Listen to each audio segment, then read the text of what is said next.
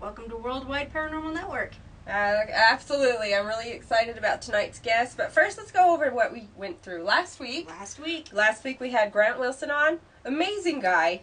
Great theories. So down to earth. I know. You would never even think about it. I mean, okay, I'm going to tell a story real quick. So, I asked this team to come on the show, and they referred me to their executive team member.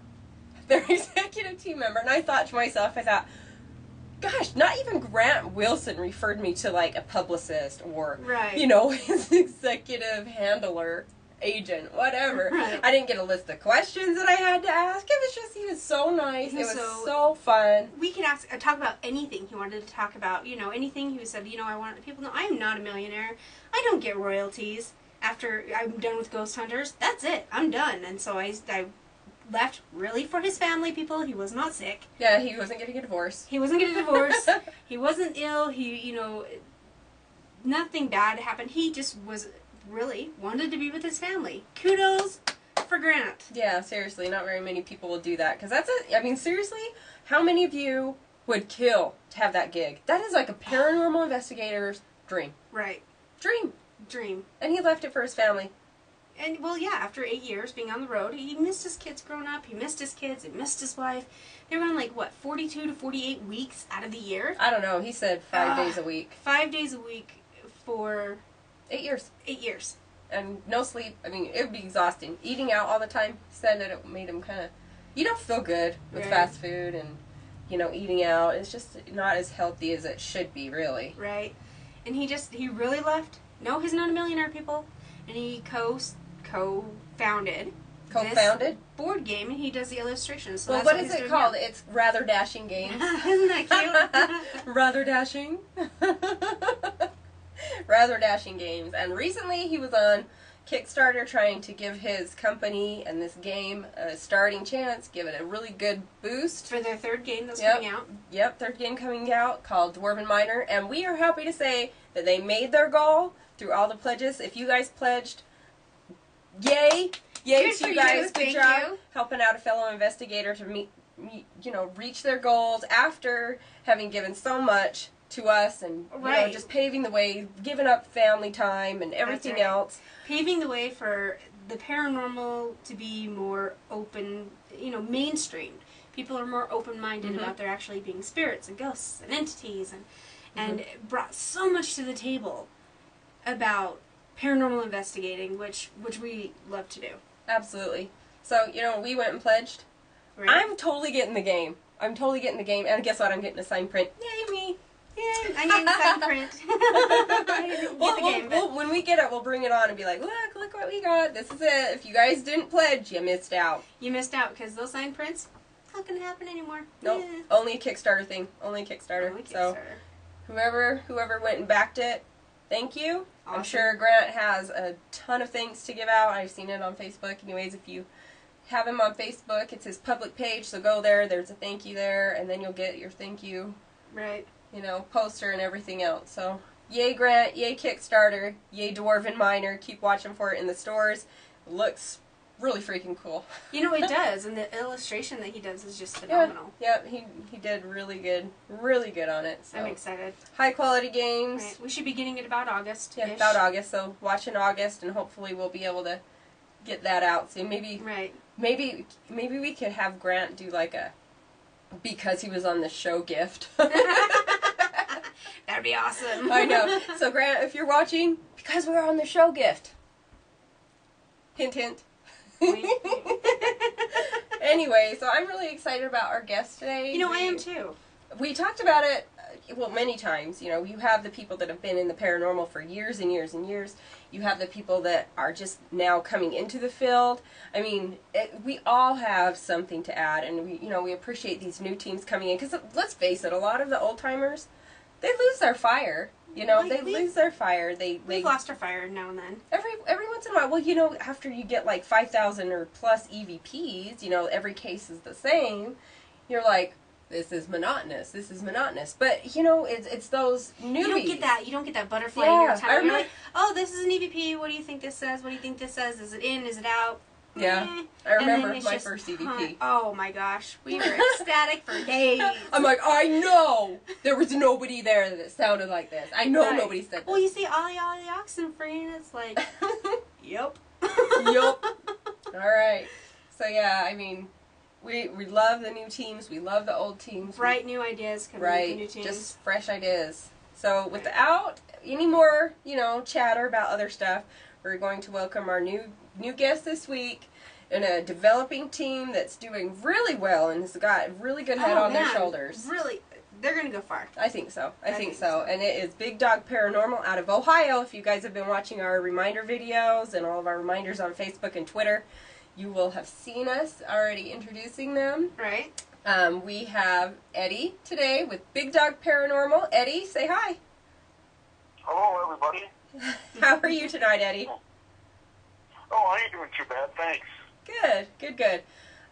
So what we want to do first is we want to get just a basic rundown of your team, the team members, your motto, kind of like a basic way you operate. Right. When you're out. What? Yeah, who does what, and what your goal is. Okay, right now we have 3 on our team, me, Gary, Maggie. He couldn't make it tonight, but he wanted me to tell everybody hi out there. And I have the little girl, her name's Jana. She's like part-time, but I figure, the less people I have, the less complicated it is. Oh, I tell you and what. More confusing, less confusing because you have more control over everything than if you have like 15 people on your team and everybody's getting out of control. You don't know where everything is and everything like that. Right. Our main goal is to go out there and find and get evidence and just try to explore the unexplained, really. Helping our clients out, families, and getting people answers that own buildings and let them know what we find in there and things like that, basically. So what made you first start out your team? I mean, a lot of people have a story or an experience of the reason they got into the paranormal field in the first place. What made you want to do investigating? I've been fascinated with space my whole life. Remember back in the 60s when that soap opera show Dark Shadows came out? Yes. Yeah, I know I'm a little bit of an old timer. I ain't really that old, but I started watching that, and ever since I grew up through my young days and then my teenage years and my till now, the horror movies and the paranormal field and everything kind of fascinated me and everything like that. And then to make a long story short, I said, you know what, Eddie? What the heck? Let's start your own team one day. Right. So, last year I did it. And it's been taking off ever since, and that couldn't be more enjoyable. I just love doing it. So you didn't have like an experience, it was just something that fascinated you. Oh, I mean, I've seen things my whole life. You got your TV shows and everything, but when you actually see with your own eyes, and you're like, what was that? What is this? What's going on? Well, that had something to do with it, but originally it all started way back when I was a little kid. I've always wanted to do it. And here I am. And here you are. And here we are. And you're on Worldwide Paranormal Network. And yeah, I'm excited. This is going to be fun. I really love talking with people from different areas. I mean, we all watch the same shows. I mean, let's face it. How many of you out there learn to ghost hunt from ghost hunters? I mean, seriously, from watching the shows, reading some books, things like that. Right. There's a lot of people who have done that, and it's based on a lot of people having their own experiences as they've grown up or as they've just started, I guess the field opening up and just being able to talk about it and things like that. So well, it's become more accepted. It has been, and I really love seeing new teams because at some point, I don't know if any of you old timers have noticed, but it'll fluctuate where it'll be really hot and heavy. People will just love it all around, and then it'll just kind of drop, and it'll be kind of it'll seem like it's going out of style, so to speak, I guess. And then all of a sudden you'll get this new fluctuation of interest, and then you get like 16 new teams in one area, and then it starts blowing up again. And then you lose old teams because people disperse, or it's just not their thing anymore, or, whatever happens. Yeah, so we love these, these newer teams coming in. And you said you've been doing it for about a year, right, Eddie? I mean, like, professionally. I've actually been doing it for like 2 years, but I had my own team now for maybe like a year. There's something I want to say when you mentioned ghost hunters and that. Okay. I think they started off in 2004 in their TV series, but I want to give all the credit in the world to Jay and Grant for getting all this, you know, the TV show going back then and the way it is now, because I think their team and that series is the one that really, really kicked off the paranormal world, getting the whole world to understand it and see it and everything like that. I think their series is the one that really made the paranormal field just explode. You know, I mean, that's my own opinion, but I really do. I really truly believe that. I think so too, and they're just really real. I mean, you can go and see some of these other shows and be like, yeah, that's real.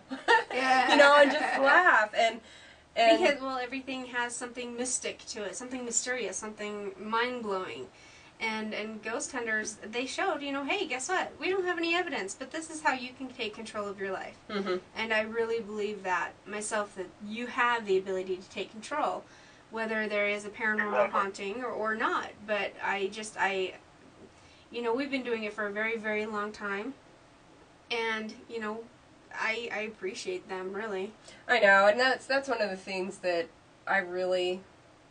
I mean, it's hard when you see, like, a team that's, like, I don't want to say names, like, kind of fashioned after some of these other shows, and it's like, oh my gosh, what was that? You know, and it's a demon, or, you know, anything like that. Like, every single thing is a demon, or every single thing has some religious implication, or, right. You know, and, you know, I know you can't really take religion out of it completely, but I believe truly that there is both scientific and religious combinations to any really spirit or anything like that. And I guess maybe not religious, but at least spiritual. Spiritual, yeah. But I do enjoy the entertainment factor. So yeah, entertainment is good. That's what ratings are about, is entertainment. Yeah. So I just, you know, I appreciate you saying that, Eddie, and just kind of solidifying how a lot of us feel, you know, about the TV shows and about those that have really put themselves out there and just stayed true to themselves. And you know, it's really good, like you were saying, for, you know, especially these newer teams going in where, and I believe we were talking about this earlier, where it's not just, you know, go out, investigate, have fun. There's some really painful review moments. It's not 45 minutes of investigating. It's a lot of work. It's a lot of work when you, I mean, like you know, going out and doing the ghost hunt can be fun and exciting and everything like that, but the actual gut work is when you gotta have to come home or whatever, and hours and hours and hours of listening and watching. That's when the gut work comes into play.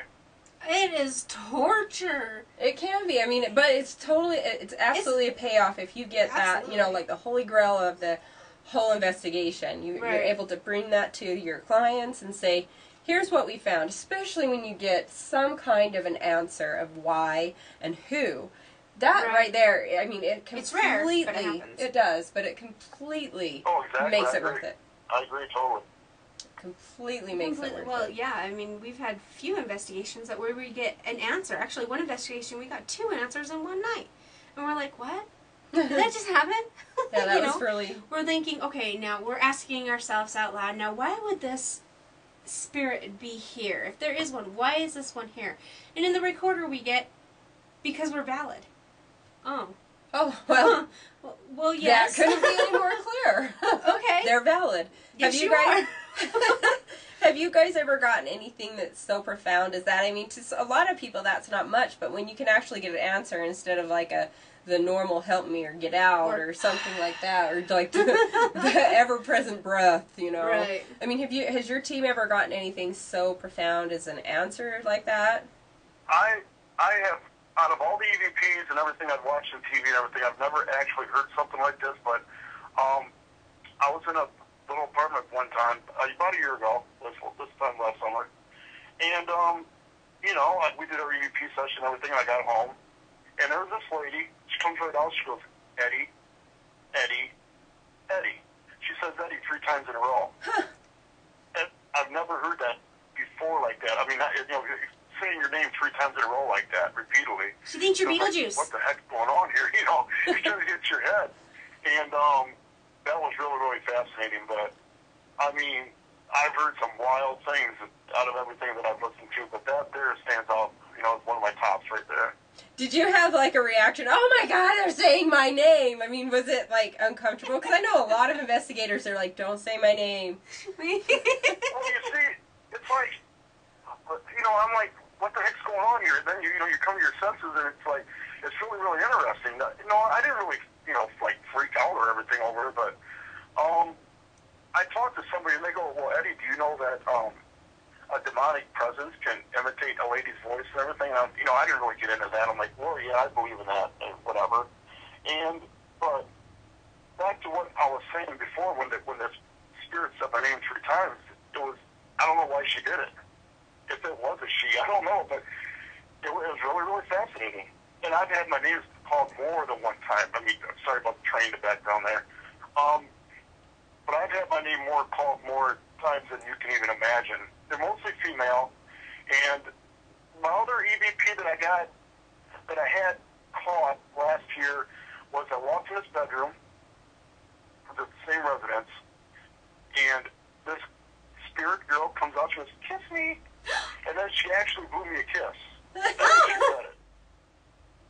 That's crazy. And I couldn't believe it. Eddie, are you single for all the single ladies and ghost ladies out there? Yeah, I'm single. Yeah, I'm divorced, but I'm single. I have no kids. Yeah, I live alone, all that good stuff. But they must know it. I walked in this bedroom, and this girl goes, "Kiss me." Kiss she me. blew me a kiss. Did you blow a kiss back? And I went back in that bedroom. About a couple weeks after that investigation, and she wasn't there. I didn't get nothing out of there. Huh. And then you have your other occurrences where they cuss at you, and you know, just said they're having a big old party. Right. But that's interesting. So do you go into residents and businesses, and do you also go into like the more popular and well-known haunts where they do the tours and you have to kind of buy your way in for a night? Do you do any of those? You know, I want to give all the credit. I mean, I love Mansfield. Mansfield is a very, very interesting place to investigate. I didn't really get a lot out of there when I was there, but it's very, very interesting, the history of the place. It's one of my top places to investigate. Mm-hmm. But if I had to say my number one, you know, tourism place to investigate, it'd probably be Waverly and Gettysburg. I love them 2 places. They're probably right top of my list. Yeah.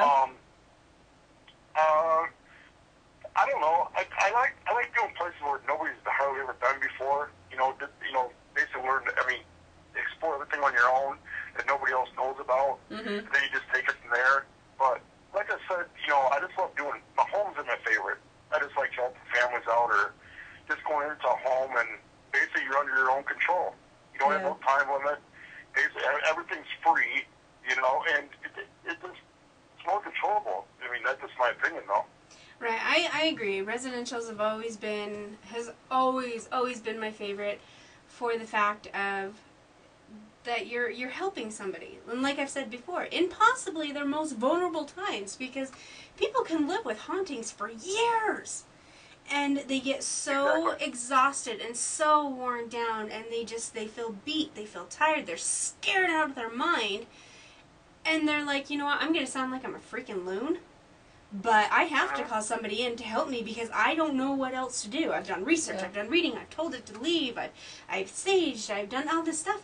But sometimes when you do tell it to leave, or when you do staging, or you try to communicate with it in your own home, which we never suggest anybody do on their own, the activity escalates. Because they know you know you're there. I know. It goes on. Like, oh good. I think a lot of times. What was that, Eddie? I agree totally with what you're saying there. Exactly. Yeah. I think a lot of times are just, we've never really encountered like a possession and demonic, haunting in a residential home, thank God. But, we've come across some negative stuff. But I think in the residentials, and really in a lot of them, it's just somebody that's looking to be noticed, looking to communicate, has something to say, or just wants to be there, validated. Right. Well, and then if, they start to get mischievous, because, really, if you're dead... How boring. Right, so let's kick it up a notch. Let's open some cupboards while they're sleeping. Slam some glasses to the ground. Yeah, something to get some attention. Right. Eddie, what's the most common kind of haunting and I mean most, I guess, common thing that happens in those residentials that you investigate? What's the most like surprising thing that ever happened to me? Well, just like common, like how we were saying. What are the claims that are the most common? Yeah, like the claims that are most common, or just the reactions. I mean, what kind of common things have you seen that happens in residentials all the time? Shadow figures. Shadow figures? Yeah. Shadow figures is probably my number one. Number two is probably, well, I have to say, footsteps. Footsteps and shadow figures are probably my top two. Mm-hmm. Yeah. What is... Oh, I'm sorry, go ahead. Oh, no, go ahead. I totally interrupted you. Go. Recently we've been experimenting with the laser grid, and, you know, I had one before last year, but I got rid of it, and I just got another one here, and they do actually pick up shadow figures really, really well. Well, we've experimented. Kind of fascinates me too. We've experimented with those and haven't had a lot of success. I mean, what is your technique of using those and having them be effective? What do you do? Like, do you sit off to the side when you watch it? I mean, what is the way that you can find and get the most results from it? I set it to where you can get the most dots on the wall or wherever on the doors. You can set it, you know, to where all the dots are showing up everywhere. Where basically the whole room is just splattered with dots. Mm-hmm. You know, that one setting. And then you just basically look at it, and you can see them walking right through there. We had two of them last week that two of them were back to back. There was one right behind the other one. They just walked right through the laser grid. Walked right through it. That's crazy. Do you pick it up on video? I mean, or is it just something that you can see with your own eyes? I see it with my own eyes. I looked right at it. Have you been able to pick it up on video as a piece of evidence? No, I didn't have it. No, I haven't had anything like that on video yet with the laser grid, but because all my videos running downstairs when this actually happened. Isn't that how it always works? We just works? had the laser grid upstairs, and there was no video going upstairs. We had our DVR system, the one bullet camera upstairs, but it wasn't at the actual area where the shadow figures were seen at. Right. You know, before that came out, I was texting Cammie. I'm like, oh my gosh, I have this brilliant idea. What about these laser grids? Because it was around Halloween. I'm like, what about this? This would be so awesome. I kid you not. 2 hours later, an episode of, you know, a TV show episode came on of ghost hunting. And they used my idea. She's like, that's a Halloween prop. That's my idea. I just came up with it 2 hours ago. It was a good thought. It was a good thought because 2 hours later it appeared on TV. And she came up with it on her own. It's not like she had heard it, so kudos there. Right. Even though somebody else got it for before then, Months before. but still, it was awesome. It was great. Like and stick for me. Yeah, like a stick. I mean, like I said, we've tried that before, and we haven't really been successful at it. So maybe we'll try some of your techniques next time and see if we can get that. And then also on video. Wouldn't that be awesome to be able to show that on video? I've seen it a few times on video. I saw it on a Haunted Collector once. Right. But Haunted Collector, and I've seen it in the mine. In the mine, but I just haven't seen it myself. So, like, I was there or anything like that. I would like to. Right. So we'll keep in touch and take notes and swap notes and see if we can get that laser grid to work for us. It's crazy because where we see the shadows all the time go by, we cannot get the laser grid to show up with a shadow. It's like, not gonna do it. Yeah, I think because Kim, he was talking about how, if you can sit off to the side, you'll see those lights kind of block out easier, because if you're looking straight on, you've got the lights right there, and if something comes in front of it, I mean, you're going to see the lights anyway. Right, but they're not going to be able to, they're not bending and moving. Yeah, so you're not at that angle. So that's kind of a theory that we've had. We still haven't been able to make it work yet, but in the future, never give up, never surrender. So I'm excited about that. Eddie, so what kind of things have you encountered? I mean, do you usually come across like just regular spirits that are passing by, that stop in a home, and they're like, oh, this is interesting, let's stick around with these people, I like their energy? Or do you find a lot of family members coming back to communicate with their loved ones? Or, I mean, what is the most common kind of spirit and haunting that you come across? Wild ones. Ohio's crazy. Wild. They're just wild. I mean, I don't know how else to explain it. it ain't really family members that are like saying, well, Eddie, you know, tell John. I said, hi, I'm in another dimension. It ain't nothing like that. No. It's like, I don't want to use the words over the radio of, you know, this interview, but they just come out and they just say it. You know, like, you know, and it happens all the time. Huh. That's All awesome. the time. They're wild. Wild and crazy ghosts. Wild spirits out in Ohio. Yeah, I don't know. I mean, I get a lot of them. You know, I look at it this way. It's like in a human form. If you treat somebody with respect, and you treat them with honesty and everything like that, and you give them basically an honest question, you're going to get basically an honest response back. Right. Like if I say a question to you, you're going to give it back to me.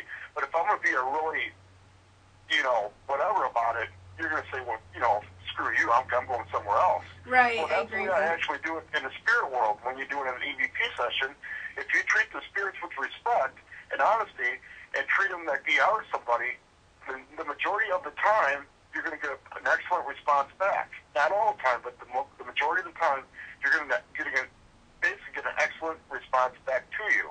And that's the way I always look at it, and it usually works out that way too, like that. Yeah, we actually agree with you on that, and we're able to get quite a few EVPs. We don't get a lot of, you know, like the K2 stuff or, you know, any of those gadget things going on, you know, the activity, but we get quite a few EVPs, and I think that that's one of the reasons that we do, because we see them as humans, you know, with Right. something to say. People And without bodies. Yeah, they're valid, they're living, they have feelings, you know, they're just like us, and like you said, if you treat them with respect, if there's something there to communicate with, chances are better that you're going to get some kind of communication if you treat them properly, you know, so Right.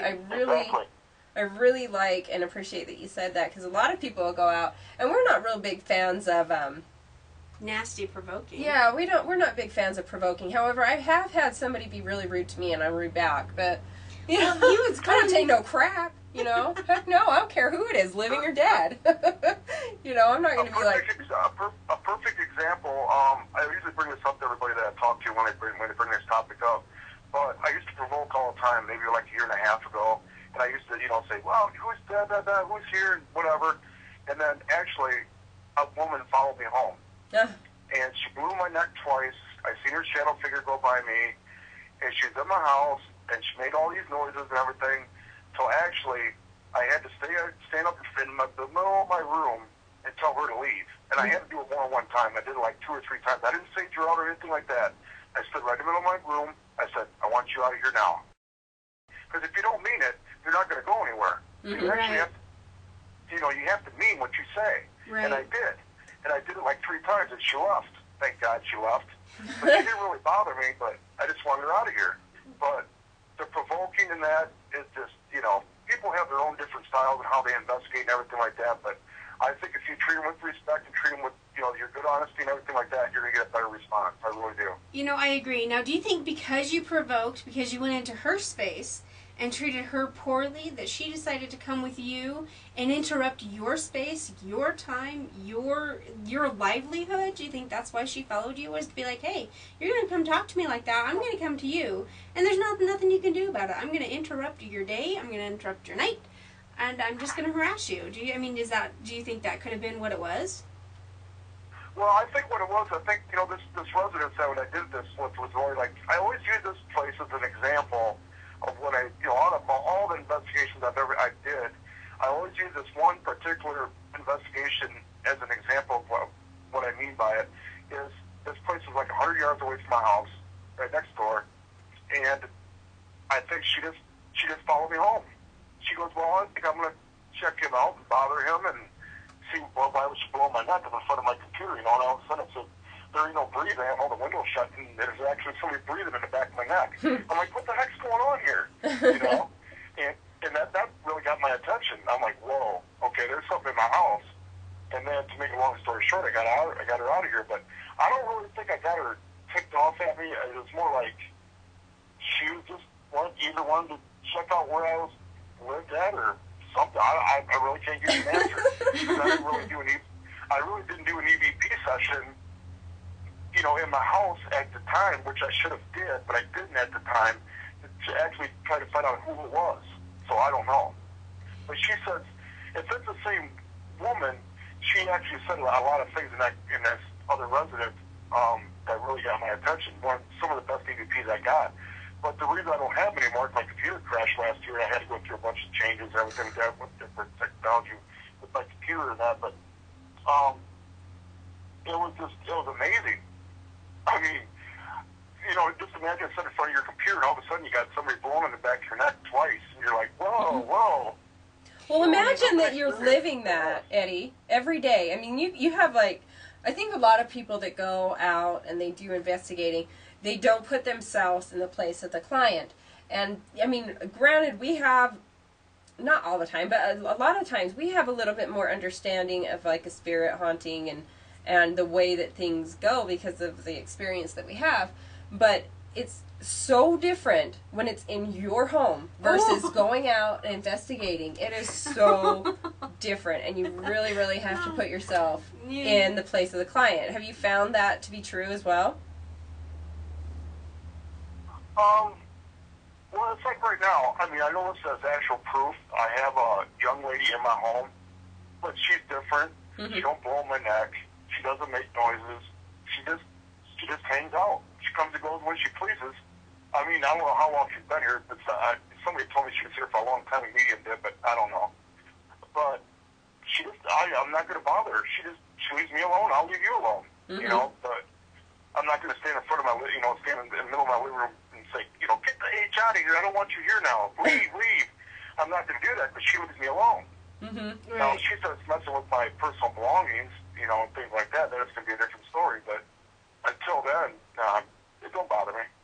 But can you imagine not knowing what you know about the paranormal and then having some entity come in that either wants to talk or is just mischievous and bothering you? And, I mean, I know you don't have kids, but can you imagine how it would be to know that your kids are being affected by that? It's terrifying. Yeah, I could imagine it. Seriously, I really can. Just the thought of it, especially if you have a real negative energy in your home, and say, for example, you have 3 or 4 kids, and that negative energy wants to take their actions out on the kids instead of you. I mean, I wouldn't even want to think, the thought of it. It'd be devastating, really. Yeah, and that's one of the times, like we were talking about, a lot of these families, because in some areas it's more acceptable than in others to discuss like hauntings and spirits and your beliefs, whether you do believe or don't believe. I mean, it's a lot more accepted in other places, But can you imagine? I mean, I think a lot of the families, they get to the point, like Kathy was saying, where they are just at a loss. They don't know what to do anymore, and so they need somebody, and that's when they call us in. And I hope, I hope a lot of the teams out there are very respectful of the people, their homes, and the situations, because you can really make a situation worse going in. I mean, we've had a lot of situations where we've been called in after a team, and we've known these teams before, right? Where we've been called in after a team has gone in and just made it so much worse, and to where it was just a haunting where they'd move stuff or they hear voices, they see things. It suddenly turned into like an aggressive haunting, and it's just, I think a lot of times teams don't understand how delicate these situations can be and what you can create. I mean, I really, it's hard for me. It's really hard. Even the business that we went to in downtown Salt Lake, which we can't name unfortunately, the building, a team that we, used to work with quite a bit, went in there and made things just horrible, and it's a club. So their patrons weren't even going to stay there anymore because they were, electrical problems. Well, just all of a employees. sudden, employees and just this huge amount of hostility came in, and we had to go in there and reverse the process, which is not an easy thing to do because we had to be like, hey, well, they just basically pissed them off, and they were like, I would imagine just offended and angry. It felt offended. The responses were offended. Yeah. It was. And I think that you have to be really careful. Because that's their place. They were there first. Well, and it had a lot of history to it. A lot of history. I mean, have you ever come across any kind of situations like that where there's been a situation made worse by a previous team that had gone in? Yes, if you're weak-minded and you don't have a strong attitude or a good, solid attitude, if you're on a team and you do an investigation, the spirits are going to understand, they're going to realize that, and they're going to feed off of that. But if you go in there and you put your guard up and you got an attitude like, I'm going in here, I'm going to get my evidence, I'm going to find out what's in this home, then I'm going to leave, the majority of the time they'll leave you alone. I mean, you get good responses and everything, but I actually had a team member once that was really weak, really didn't have no guard up, and, you know, it just, as an example, and it just tore him up. Mm-hmm. But I just have a strong attitude. I mean, the people I have on my team right now, we have strong attitudes and everything, and that's the way I look at it. I just go in there and I have a purpose, and I'm going to do it. And, you know, once they realize that, then they just kind of, you know, they just do their thing, and we do our thing. But yeah, I mean, right. So you don't so there's no stirring up anything and causing any conflict, and that's good, because, man, I tell you what, reversing what other people have done because of their inexperience or just plain disrespect is not an easy job. Yeah, I mean, it's not always a successful thing because you can leave a lasting impression. I mean, a lot of people really don't understand this. I mean, I think we were talking to, you know, like what you were saying is, you know, you have to be aware of yourself and careful of yourself and how you're being entangled in this haunting, in this case. But you also have to be aware of the spirit and how they're entangled and how they're represented and treated. And I think that, like you said, your character, it shows a lot in your investigations. It does. And, well, like you said, leaves a lasting impression. Mm-hmm. So that's a very good point, Eddie. That's a very, very good point. And a lot of people, I think that, and even people who know this, because we all go through life challenges, right? Yeah. You know, even people who know this can get caught off guard and be like, oh geez, I shouldn't have gone to that investigation. You're like, snap. Should have happened again. I shouldn't have gone to that. I'm going to tell you another example. Say for, you know, if you have a really strong-minded person, they have to talk all big and bad and everything, like during the day, and they're like, oh yeah, that ain't nothing, you know, doing a paranormal investigation, whatever. And then when it turns dark out, and they go in a dark room by themselves, they're like, I'm in a bad situation here. I'm getting out of here. I don't go by myself for that reason. I'm like, uh-oh. I need backup. I don't know how many times that happened, but I think it's a good experiment, or not a really experiment, but a good example. If you're getting somebody new on your team, and you say, okay, you want to be on my team, here's what you got to do.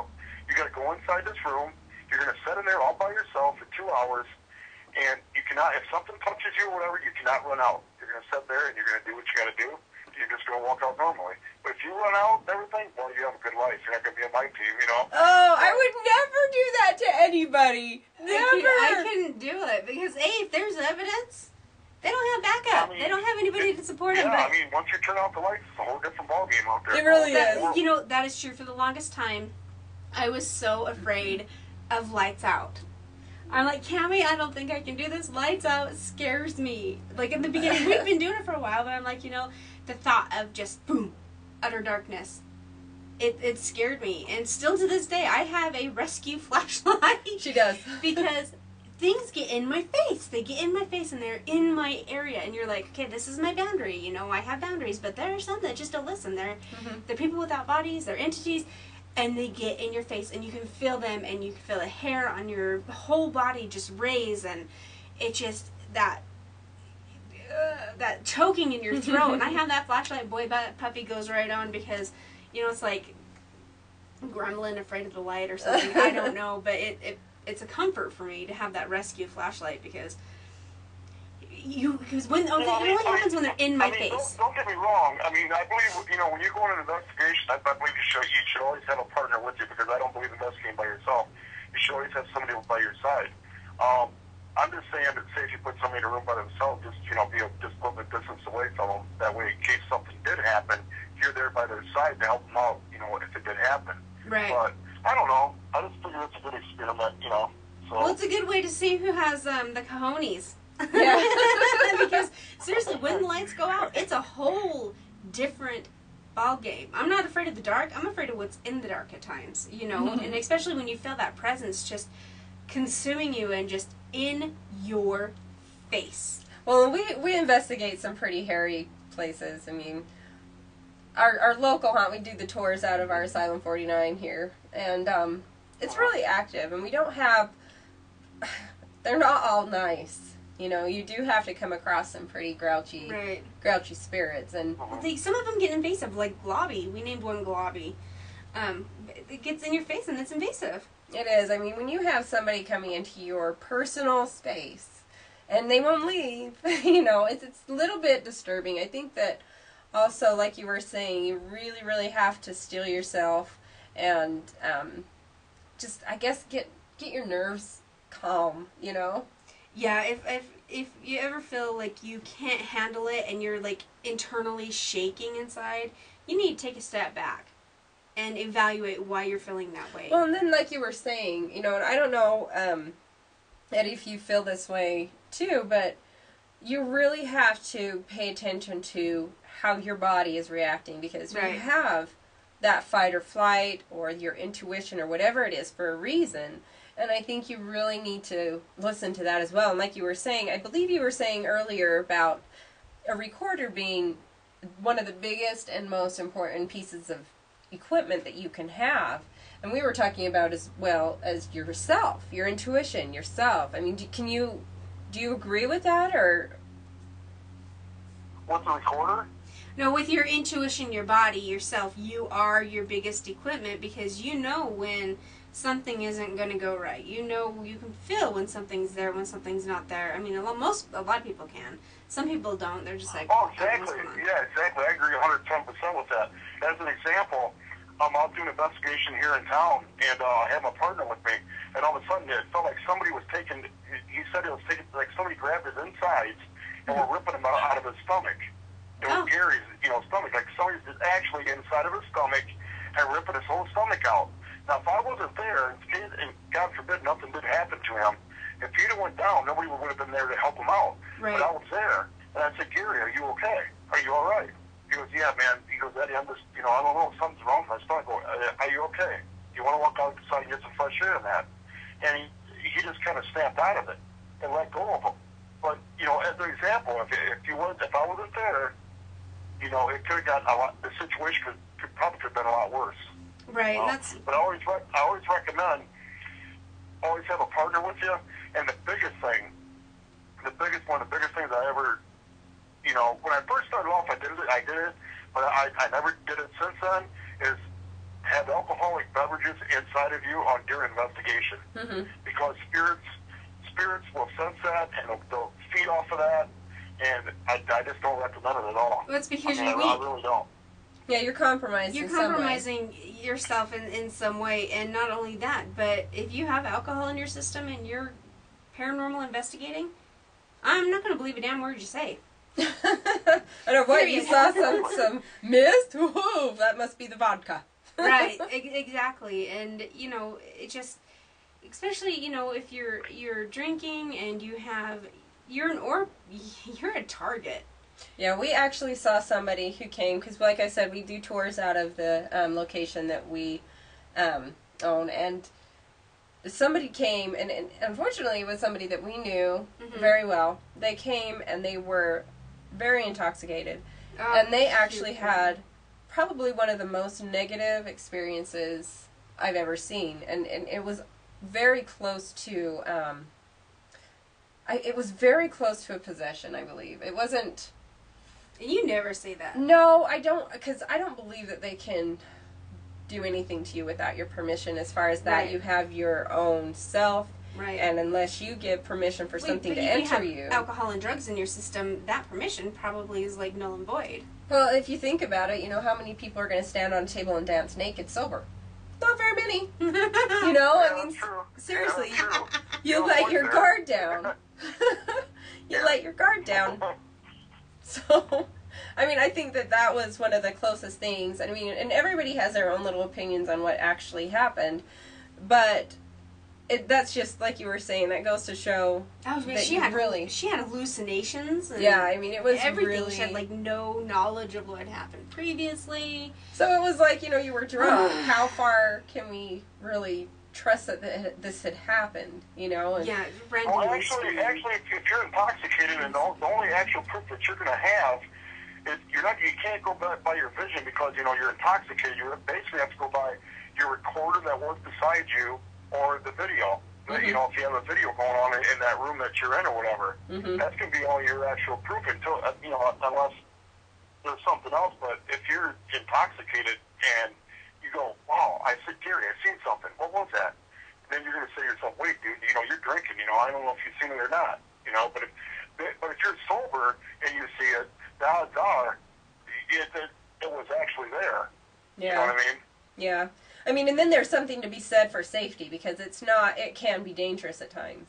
You know, just like going out, you know, stranger danger. Like, you know, I always, seriously, I'm like, hey, you know, you're not gonna, we go and talk to strangers all the time out there. We're like, you're talking to this recorder, you know, and it's seriously stranger danger. You're a creeper in life, you're gonna be a creeper in death. I know, what if this is like some serial killer, you know? I mean, you don't, it's scary. You have to be safe, you know, and then if you go into like the other side of things and start putting like spiritual and religious implications into it, then there's a whole other danger, you know, but not everybody believes in that stuff, so we're just going to kind of say negative stuff. Right. You know, but it's like you said, it's probably not a good idea.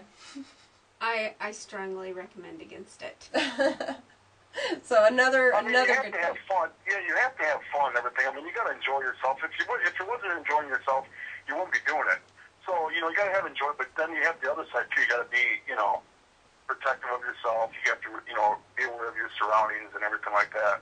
And I think once you have all them things combined into one, then, you know, you should be fine.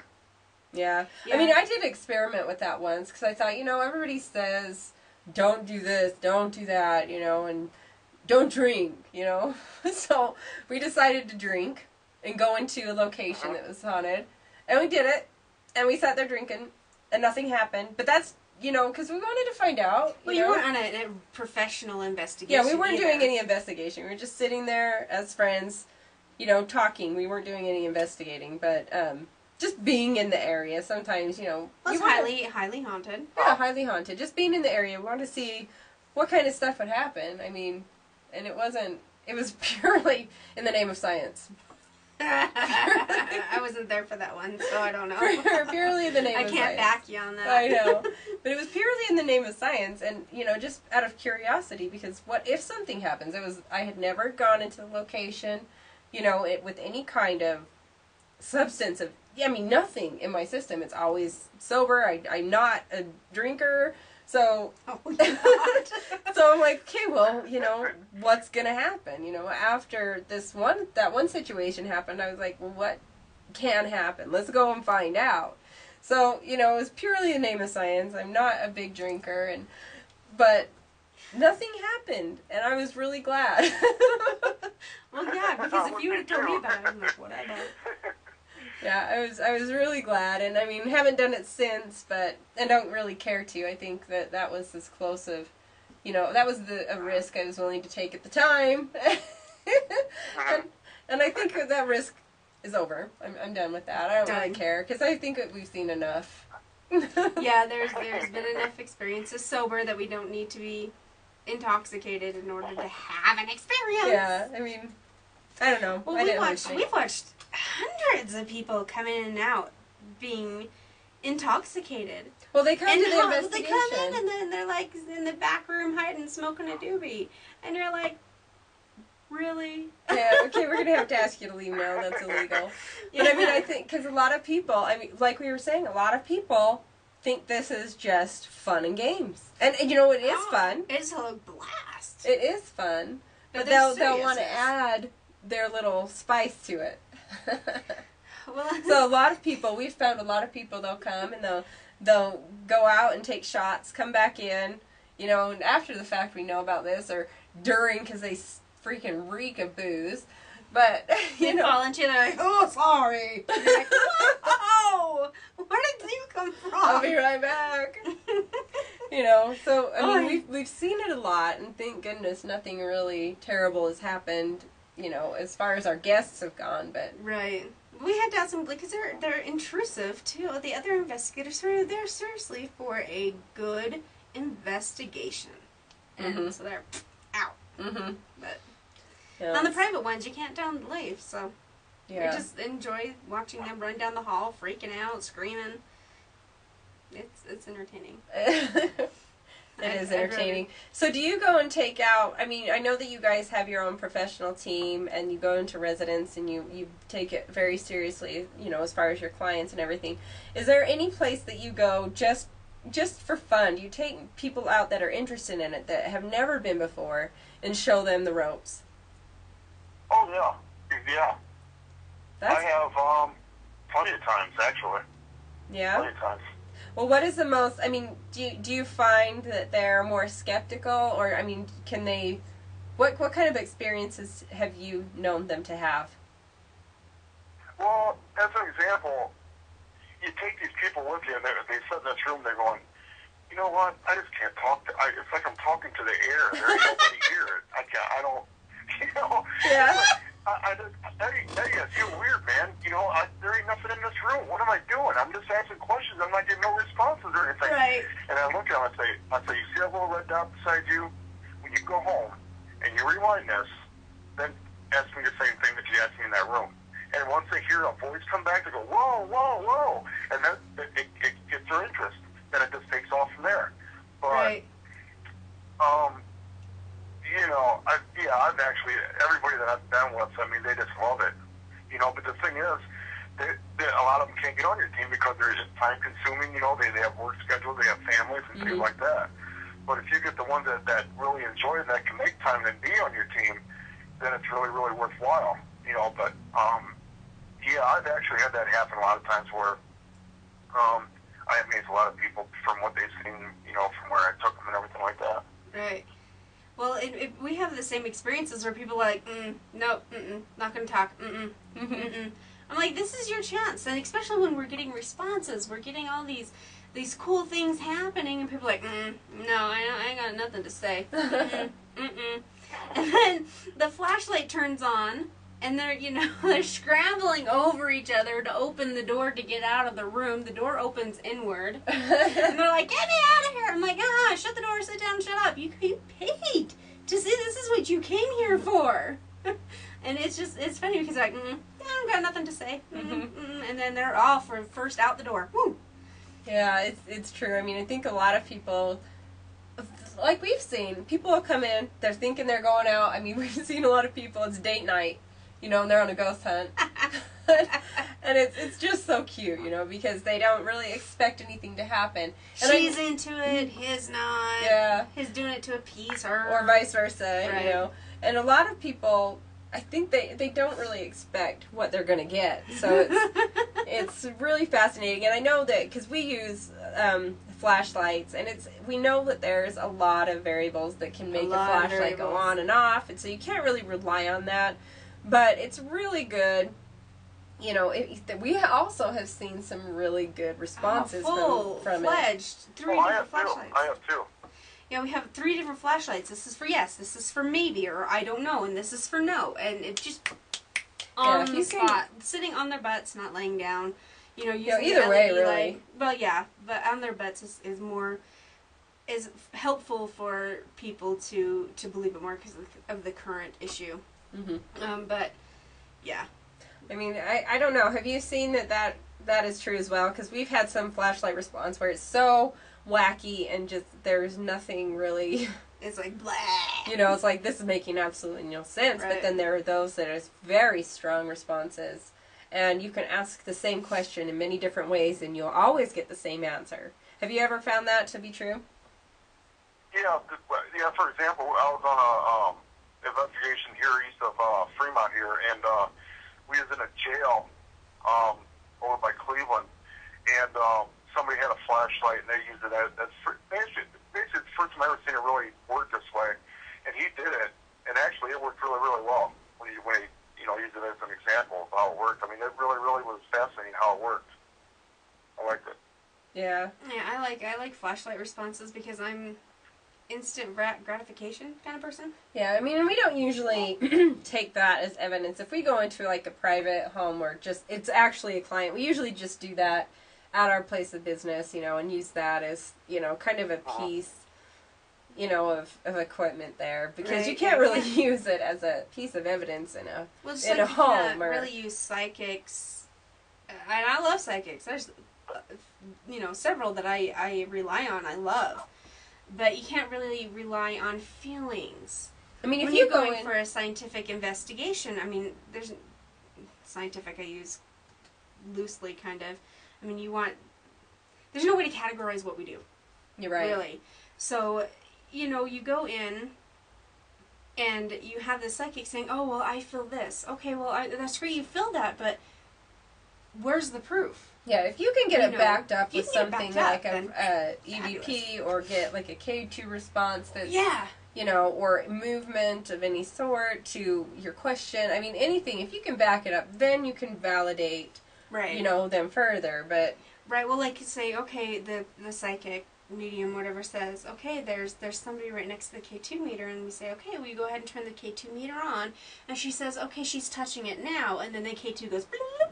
Yeah, so that's good. There's something there might be something more to that. Yeah, you have to look a little closer. Have you ever dealt with anybody and their psychic impressions before? Right, you said you work with a medium.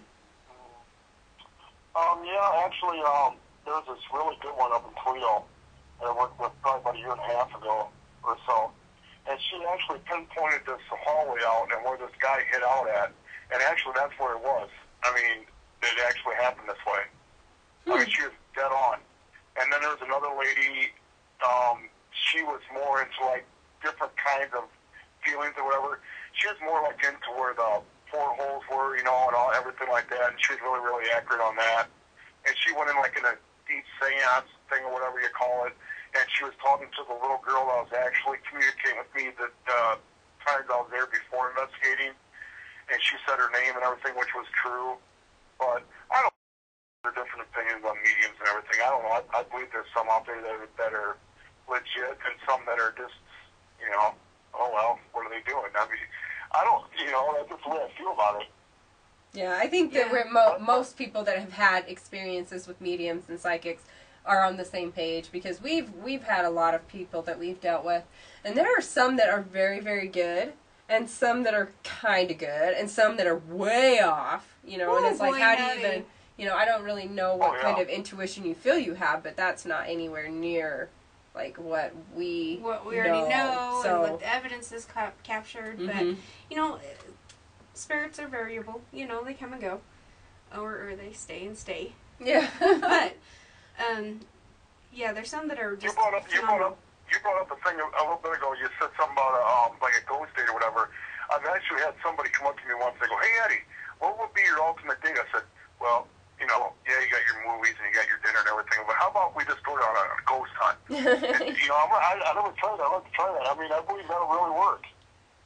Yeah, unless you have somebody who says, "Oh no, I ain't going into the dark or anything like that." But I think actually that's a pretty good idea. Really. Yeah, it can be categorized as a successful date. Right, it's better than the horror movie, because you got her clinging on to you as you're walking through. You get the real fear because she's living it. Or vice versa. Or vice versa. He's clinging on to you. Clinging on to, Well, there's so many positives to it. There's a lot of positives. Every negatives, pray to God nothing ever happens right. to it or anything like that, but there's a lot of positives to it. I think, good results can come from that, really. Mm-hmm. Right, it brings you closer. Yeah, hopefully no Paranormal Activity movie kind of, positivity. Because for us, ghost hunters, that'd be the shiz. I mean, it'd be like, seriously, when on that movie, when all the cupboards opened in the kitchen, I was like, now that's cool. That's a trick. Would be something. That is a trick right there. I really would like to see that one day. Right. That would be fun. I think it would. That would be fun. So, what, God, we've gone over so much. I know, I mean, and it's been, I don't even know how long. I don't even know if it's break time or not, but we have to edit this out, can't we? I know. Okay, good. All right. Well, this has been super fascinating. I love hearing about new teams and the things that they've discovered and learned, and I love how we can all kind of put the same input out. Right. I mean, we have the same findings. I mean, everybody's opinions and experiences vary, but I love how we all can come back and just, I don't know, I guess come to the same conclusions, where it counts, Right, where it and counts. I think that that's really important. We were talking about this. We've talked about this with many of our guests, how, it's really kind of a competitive field. A lot of people are very territorial. A lot of people are very, just, the unity is not there. I'm going to say it. People are pissy. Yeah. I said it, and I don't care what you say. Teams, you know who you are.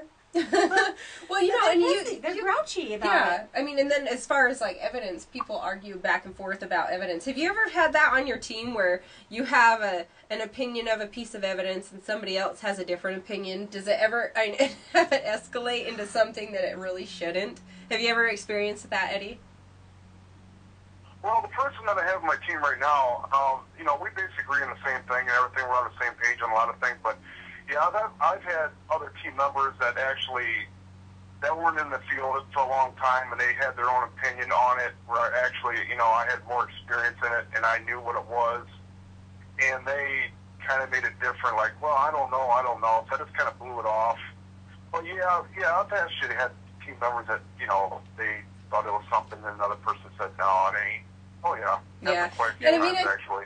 I think it's valid, and you really should take into consideration other opinions as well. Right, yeah. I mean, and I think part of the unity that we're talking about isn't necessarily that you have to agree on everything, but I think when it boils down to, or what it boils down to, is just mutual respect of a person. Right. And I mean, I think that there are those out there that it's hard to respect them because of things that or stuff like that, but just basic treating Right. a human being just properly, I think, Yeah. is what it kind of boils down to. Well, and there are times that we have had evidence on one recorder, and another person says, well, that's just not what it is because I didn't capture it on my recorder. And what? Well, and I think that also, I mean, it's really cool when you all get the same stuff, but I think it's also cool when you have multiple recorders in the same area. You have to. And one picks something up that the others don't. I mean, I think that Right. also raises a question as well, and definitely needs to be explored further. It doesn't Right. mean that you put it in or out. It just means you probably need to explore why one thing caught something when another hadn't. Well, and several times we've had our recorders. I'm sitting here, you're Side by sitting side, there. yeah. Recorders are side by side. My recorder will catch something. Hers doesn't catch anything, or vice versa. And I don't understand it. Well, it's fascinating. And Eddie, do you have a theory on that? Like, because I really don't know. Yeah. I haven't really experimented too far into that, but have you ever experienced that? And if you have, what do you think happened? Well, that goes back both ways. One time, a lot of times I'll have them beside my one of my team members' recorder, and we'll both catch the same thing. And then other times we won't. Mm-hmm. But a lot of times I'll do like an experiment. I'll have two recorders. I'll take one recorder to wherever. Say for example, we're going to different rooms, and we, do our investigation. But then in the meantime, I'll have the other recorder in another room or in a hallway where we're actually not even going to investigate. And there's been a lot of times where I'll get more evidence out of that recorder that nobody's around than I do actually with the one I'm carrying around. Oh yeah, that's really, really weird too. We've actually picked up, I remember one residence, this was one of our very first cases years and years and years and years ago, and we got a lot of evidence, but we did that exact thing where we left recorders. We all had our own recorders, and then we also left recorders in various locations. And one of these rooms that we left a recorder in, nobody was in the room. Nobody was investigating at that time. I think we were taking a short break and just kind of collecting and gathering everything. Outside, went to gather our thoughts, talk about what's going on, get a new who's going to game go plan. where. And then on review, the recorder was like, they're not here. And, you know, you can come out and you can talk. And there was just they were a communicating. conversation. Several of them were communicating and talking to each other. They're not here. You can come out now. Mm-hmm. You know, it's safe. It was weird. And the one before that, while we were there, is, shh, they're here. Yeah, shh, they're here. And it was just... Don't come out. Yeah. And it was just really, really fascinating, especially for a new investigator, you know, a new investigative group. You know, that was a tongue twister. That was a big one. But, I don't know if they actually feel more comfortable with nobody around that area, or actually they're intimidated by people, especially when you have two. I like investigating with another person. I don't like investigating with more than two people, because you get a lot of contamination, you know, a lot of footsteps or whatever.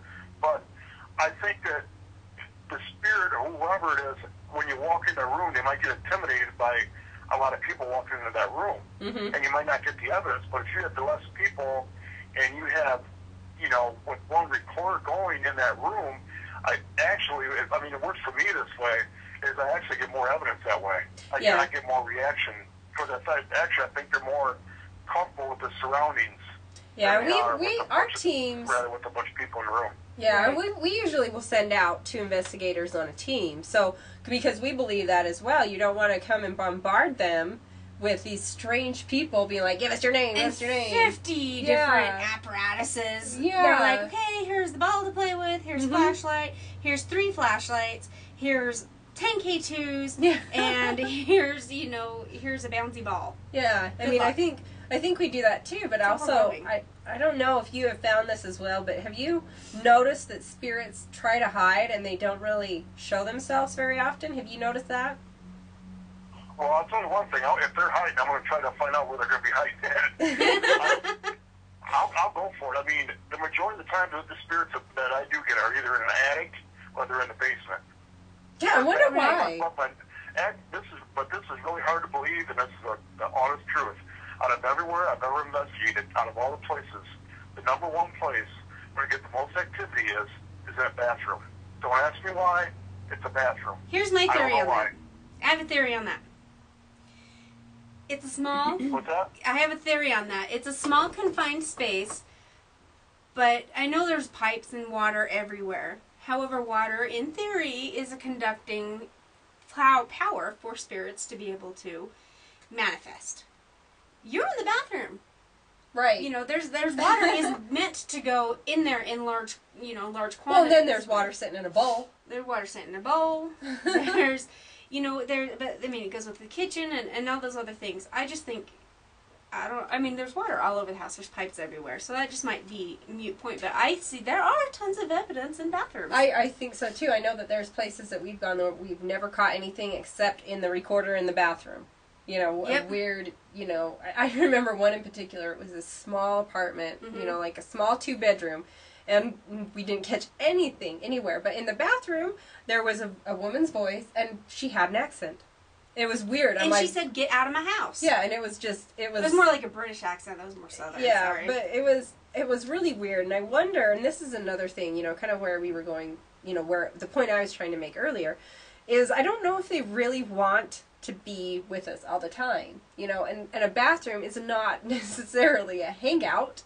Unless it's a glamorous one. One day I'm gonna have a luxurious one. Just saying. To see if they hang out with you.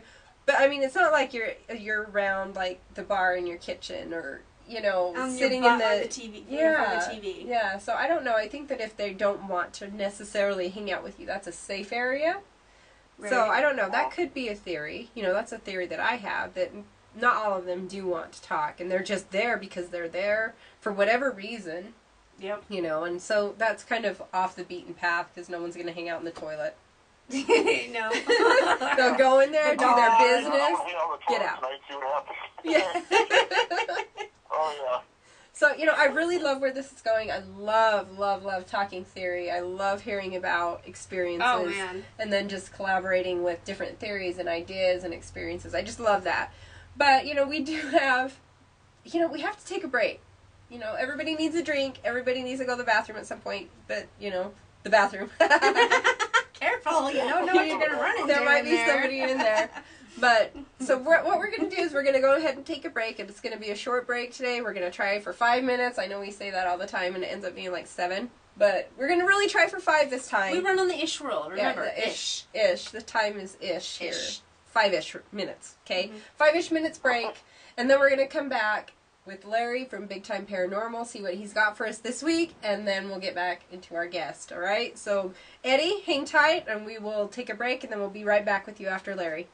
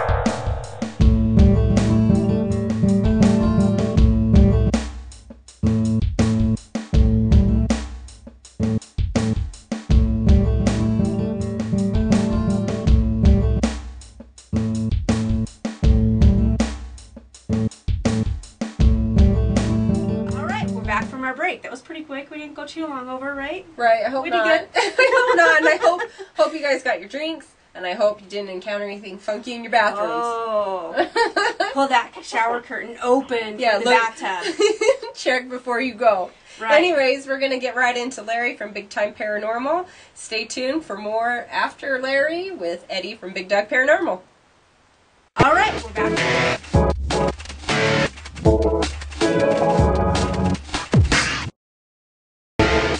Thank you. Welcome to Big Time Paranormal. My name is Larry Gonzalez, and I am very pleased that you are here. You know, the thing is that when I first started doing this show for Worldwide Paranormal Network, I was already getting involved with a lot of the stories, reading them and so on for my Facebook page, Big Time Paranormal. But I have to do even more work when I have to do a show like this, and it really gets into your psyche. Well, last night I had to take a break, and I went walking through a cemetery that is around the corner and across the street from where I live. And it was dark, and the cemetery is kind of dark, and I'm walking, and all of a sudden I see this thing rolling through the cemetery, and I'm like, what the heck is that? And then when I actually walked in, because I was actually walking my dog, I walked in there and I saw, it was actually a plastic bag that was just rolling around in the dark, but in the distance, it scared the heck out of me. So doing this, it really changes your perspective of the world, and you start seeing things that aren't there, or they are there, or it's just really incredible. This is week 15. I am glad that you're still here with us. We have a few stories. We don't have too many. Again, this was kind of a slow week. The first story I thought was really, really interesting because of the fact that this comes out of the Catholic Church.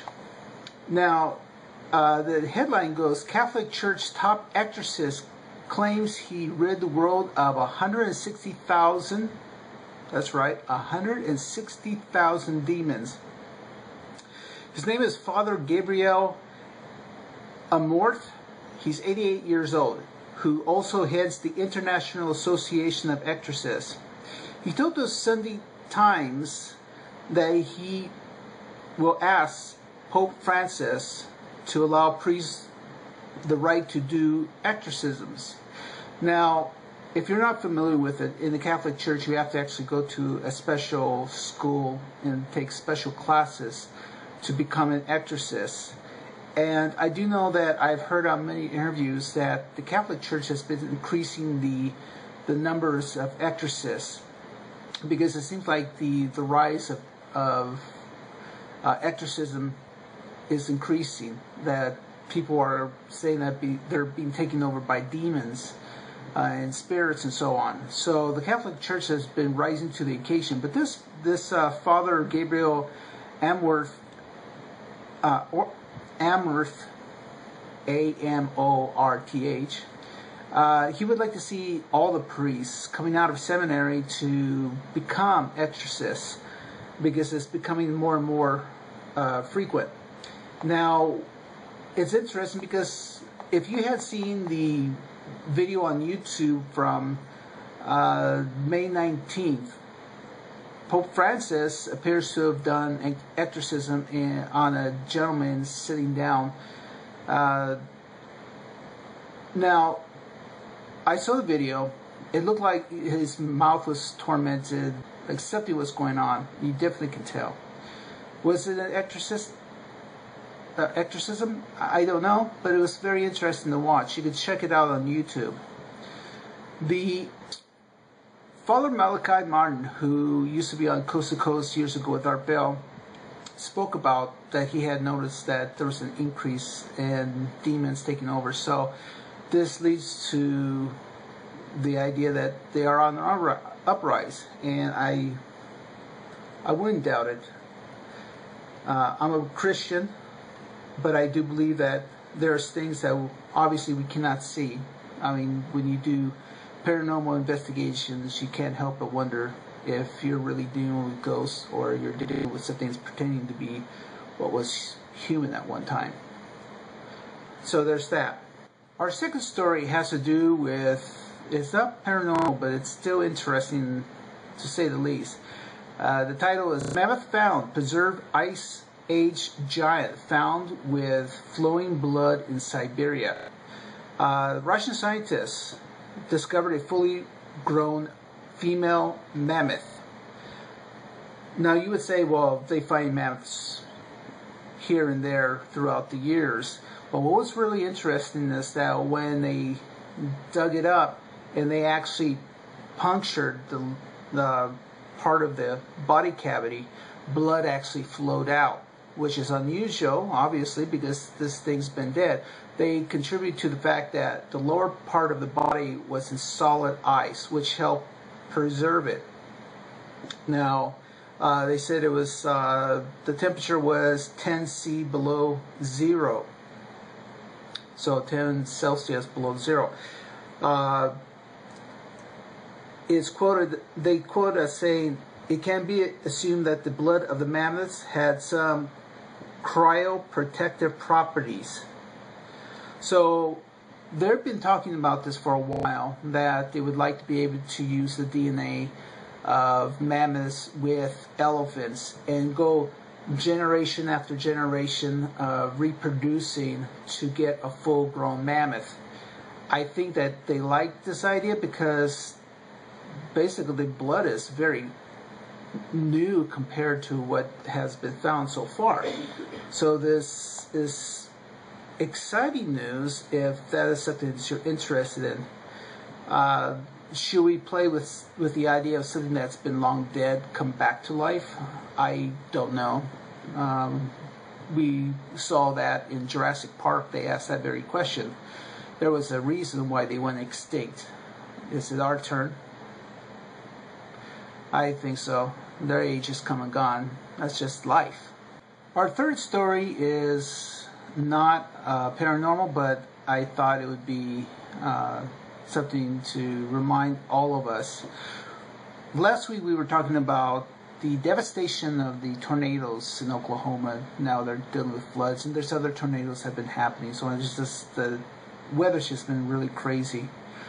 There was a show on the Weather Channel called Storm Chasers, and the star, Tim Samaralis, 55, and his 24-year-old son, Paul, and their colleague, Carl Young, who was 45, were killed when a powerful storm hit. The tornado was an F3 in El Reno, Oklahoma, near Oklahoma City. At least 9 people, including a mother and her baby, were killed during Friday's storms. It's unclear exactly how they were killed. They were hoping to find their equipment. Unfortunately, their equipment has been thrown about, and they're searching for the equipment. And it just goes to show you, don't take a chance. Nature's nature. And if something like that happens, don't take a chance. Hide, get in the basement, whatever. These things are not to be played with. And that's it for the news. Alright, so it comes to conventions. The first one is the Falcon Project, the most penetrating search for Sasquatch. This is June 22nd at the Rosanova Ballroom, 722 East Burnside, Portland, Oregon. Dr. Jeff Meldrum, Derek Randalls, and others will be there. This is tickets are $25 in advance, $30 at the door. This is something that is going to be looked at seriously with Sasquatch. All the evidence that they have will be presented. It's kind of nice to be able to report other kind of conventions besides ghosts. So here we go, a Sasquatch convention. So take a look at this, June 22nd in Portland, Portland, Oregon. Rent them out. The next convention is Ghost Hunt Weekend Presents, the Sloss Furnace in Birmingham, Alabama. This is Saturday, July 27th, and Adam Berry from Ghost Hunters will be there, And Joe Chin from Ghost Hunters International will be there. And the link will be in the bottom. If I remember right, the Sloss furnaces were also where they had Meatloaf as a guest on there, if I remember right. So that would be really interesting to do. The last one is De Marados at Victoria's Black Swan Inn, November 1 through the 3rd. This is 1006 Howbrook Road, San Antonio, Texas.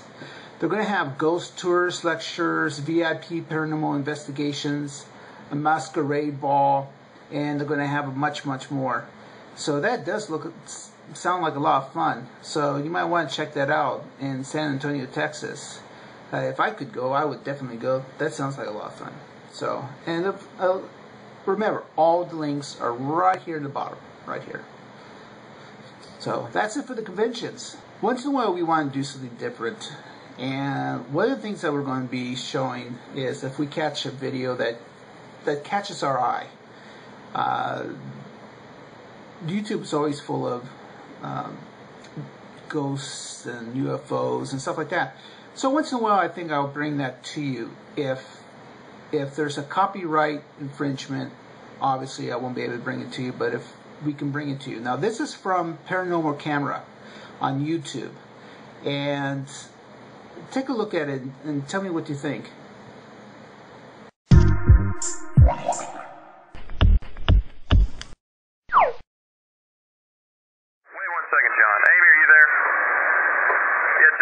John says he hears the screaming coming from that room, and I hear it too.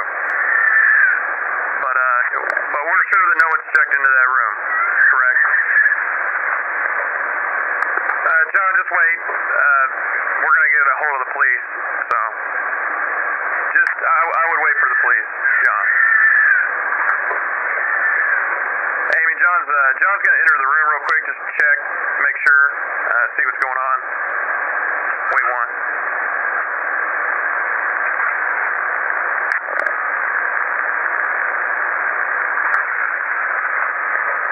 John? John, are you there? Okay, Amy, John wants you to call the police right now if you don't mind. He says no one's in there, but that all of the furniture's been turned upside down and the hold on. He says the carpet's been ripped up and that the shower is on, but nobody's in there. Man, that's scary. I'm officially freaked out now.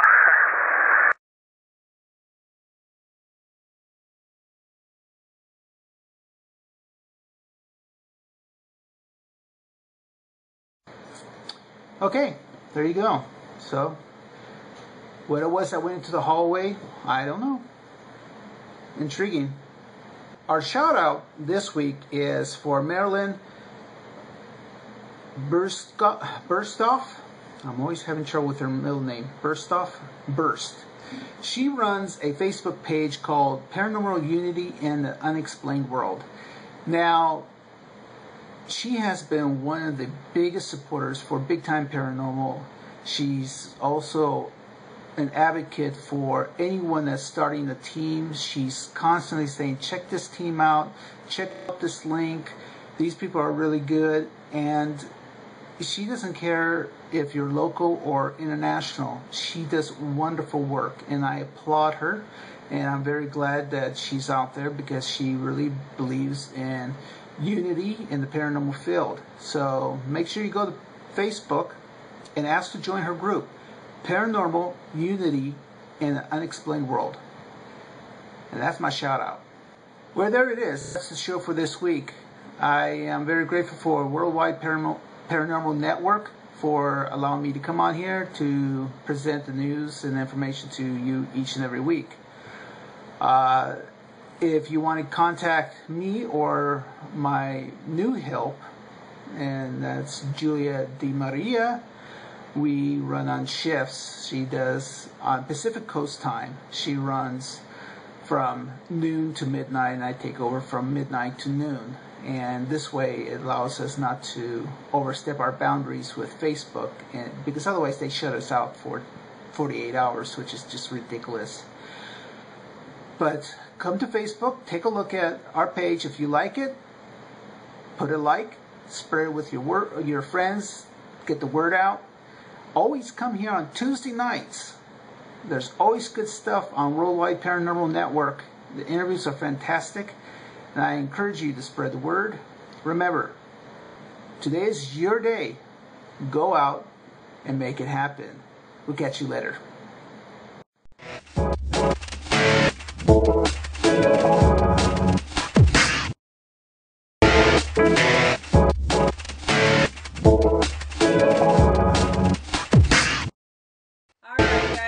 That was Larry. Love Larry. Love Larry. If you haven't gone on, he's always funny. But on Facebook, if you can't wait till Tuesday, go to Big Time Paranormal. He's always posting stuff. He posts so much stuff that Facebook locks him out. Again, not only on his Big Time Paranormal page, but his personal page. Yeah, so a lot of information on there. Go Big Time Paranormal, like him, watch what's going on in the paranormal community, and just in general. I mean, there's some fascinating stuff. So much information. He gets blocked. Yeah, he gets fascinating from stuff. Sharing. Fascinating stuff. I think he's working on 1,000 likes right now. So I'm going to say it again. I've said it the last 3-4 weeks. Share the love. Larry. Yeah. Share the love. Larry and Julia. And right, yeah. All you from Big Time Paranormal, because he's got his wife helping out and his daughter as well. So that's sweet. Share the love. Refer people to our... so big. He needs community to help him. He does, and you know what? He totally deserves it because he really puts it all out there. Works really, really hard. Really hard to bring you guys everything. So hats off to Larry. Loving Larry. Okay, so who do we have? Well, we're back. Yeah, we're back. We're back with Eddie from Big Time. Big Dawg with the D-A-G-W-G. Redo. We're back with Eddie from Big Dawg Paranormal. Big Dawg. And he actually was nice enough to share with us some of his evidence. And this is, Eddie, tell me if I'm wrong, but these are pictures taken from your full spectrum camera, am I right? Yeah, both of them were, yes. Okay, so give us a rundown on this location. I mean, I know it's a residential, so just kind of keep confidentiality in there as well. But just kind of give us a rundown on claims and things like that going on in this home. Which picture is it? Is it the one with like the elephant trunk one first? Well, we're going to go with the other one first, and then we'll bring in the elephant trunk. Okay. But just kind of give us a rundown on the claims. What were the family members experiencing, and why did they call you in? Okay, well, the reason why I'm saying these two pictures, they're probably my two most ones that I really, really love. The other ones, I have a bunch, tons more, but these ones really, really stand out to me. This one here, I was actually helping a team out. It's Nelsie, Ohio, and he asked me, to help him out. And I said, sure, I will. So I went over there one night he had a little ghost hunt thing going on, and we went to this old jail in Norwalk, Ohio, and we went through there, and one thing led to another. We're going through all these different cells, and we're exploring everything like that. And then I decided to go off by myself for a minute, and so I took my tripod and my camcorder and my lights with me in this other room. And there's a lot of activity going on in this room, because one of my team members, actually had hay set to her in her ear. Well, I started taking pictures, and one thing led to another, and I got home, and I captured this on that mist on the right side of the screen. Mm-hmm. Wow, that's fascinating because you can. It's really fascinating because you can almost make out like a skeletal type head. I mean, it looks. It reminds me of like an X-ray. Like you've got the head, the body, and the butt. Right, you got a badonkadonk in there, but then there's something that comes out like possibly an arm. Well, in the one that I mean, the thing that I find fascinating about this one is that you've got the white mist, and then surrounding it looks like almost like a dark mist or a shadow in it. Yeah, there's something darker behind it, and obviously it's dark in the room, and you can see the little bit of the light at the bottom. but it's fascinating because it's solid, but it's not. And it's misty, but it's not like smoke. It's solid, but it's not. I mean, you can see it for yourselves. Yeah, I mean, obviously. I mean, seriously, you guys in chat, I mean, what do you think of it? You know, we'll come back and we'll talk with, we'll look at these chat thingies. But, I mean, I thought that was a residential. Is the second one the residential? With the trunk? The second one with the, like, looks like an elephant trunk is the residential. Okay. The other one, the one we're talking about now is the mist from the Right. jail. I thought that was a residential, but in the same, I thought it was the same location. So the gel, I mean, is it a operating gel? Is it, I mean, what's the history on that? No, it's been on operation now, I think, since the 80s. Mm-hmm. Excuse me. But it's been on operational since the 80s, and it's very rare when people go in there, but we lucky enough, you know, he invited me over there to help his team out, and I did. And this, you know, when I take my digital pictures, and you know, but I'm more of a believer in your infrared and full spectrum pictures because you can't lie in them. I mean, it's there. Whatever that picture captures, that's it. Mm-hmm. And I'm sure it has its own little specific things that happen. I mean, the more you use the full spectrum and the infrared, the more you can understand and recognize their personal quirks, you know? Yeah, because everything has a little bit of quirky. yeah, because you do have, everything has some natural phenomenon and some you know, everything has a spiritual, you know, as far as like the paranormal side goes. So the more you use those, the more you can recognize those kind of little quirks. But you know, it's definitely something is it there. definitely looks like, yeah, I mean, sure. I don't see any hair flowing or, you know, anything like that. It's definitely a head. You can see like a separation for the neck, the shoulders, and the badonkadonk, the butt. I mean, you can definitely see that, and then there's, you know, something coming out. Well, and then it's like, it's very solid. You know, the white area is very solid. I mean, I really like when you get, because, yeah, like you were saying, how many times do you catch a mist in full spectrum? Oh, gosh. Yeah, You know, with nothing being there, like nobody's smoking around the area or anything like that. I mean, how often do you catch a mist? I don't think very rarely. Yeah, I mean, seriously. I'm sure that there's certain situations, but, you know, in our experience, the full spectrum, you don't catch a mist on accident, you know? Yeah. So, for people out there, because I know there's a lot of people who are just interested in paranormal investigating that are watching, such as a lot of my family, a lot of my, you know, friends, they want to know more, and they're going to be like, full spectrum, huh?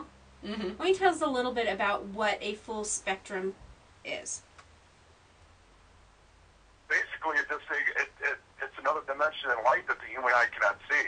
It's another, you know, like your infrareds and your full spectrum. Basically, it's the same thing, but the full spectrum goes a little bit deeper into it. That's why you get the different spectrum of the light when you look at it.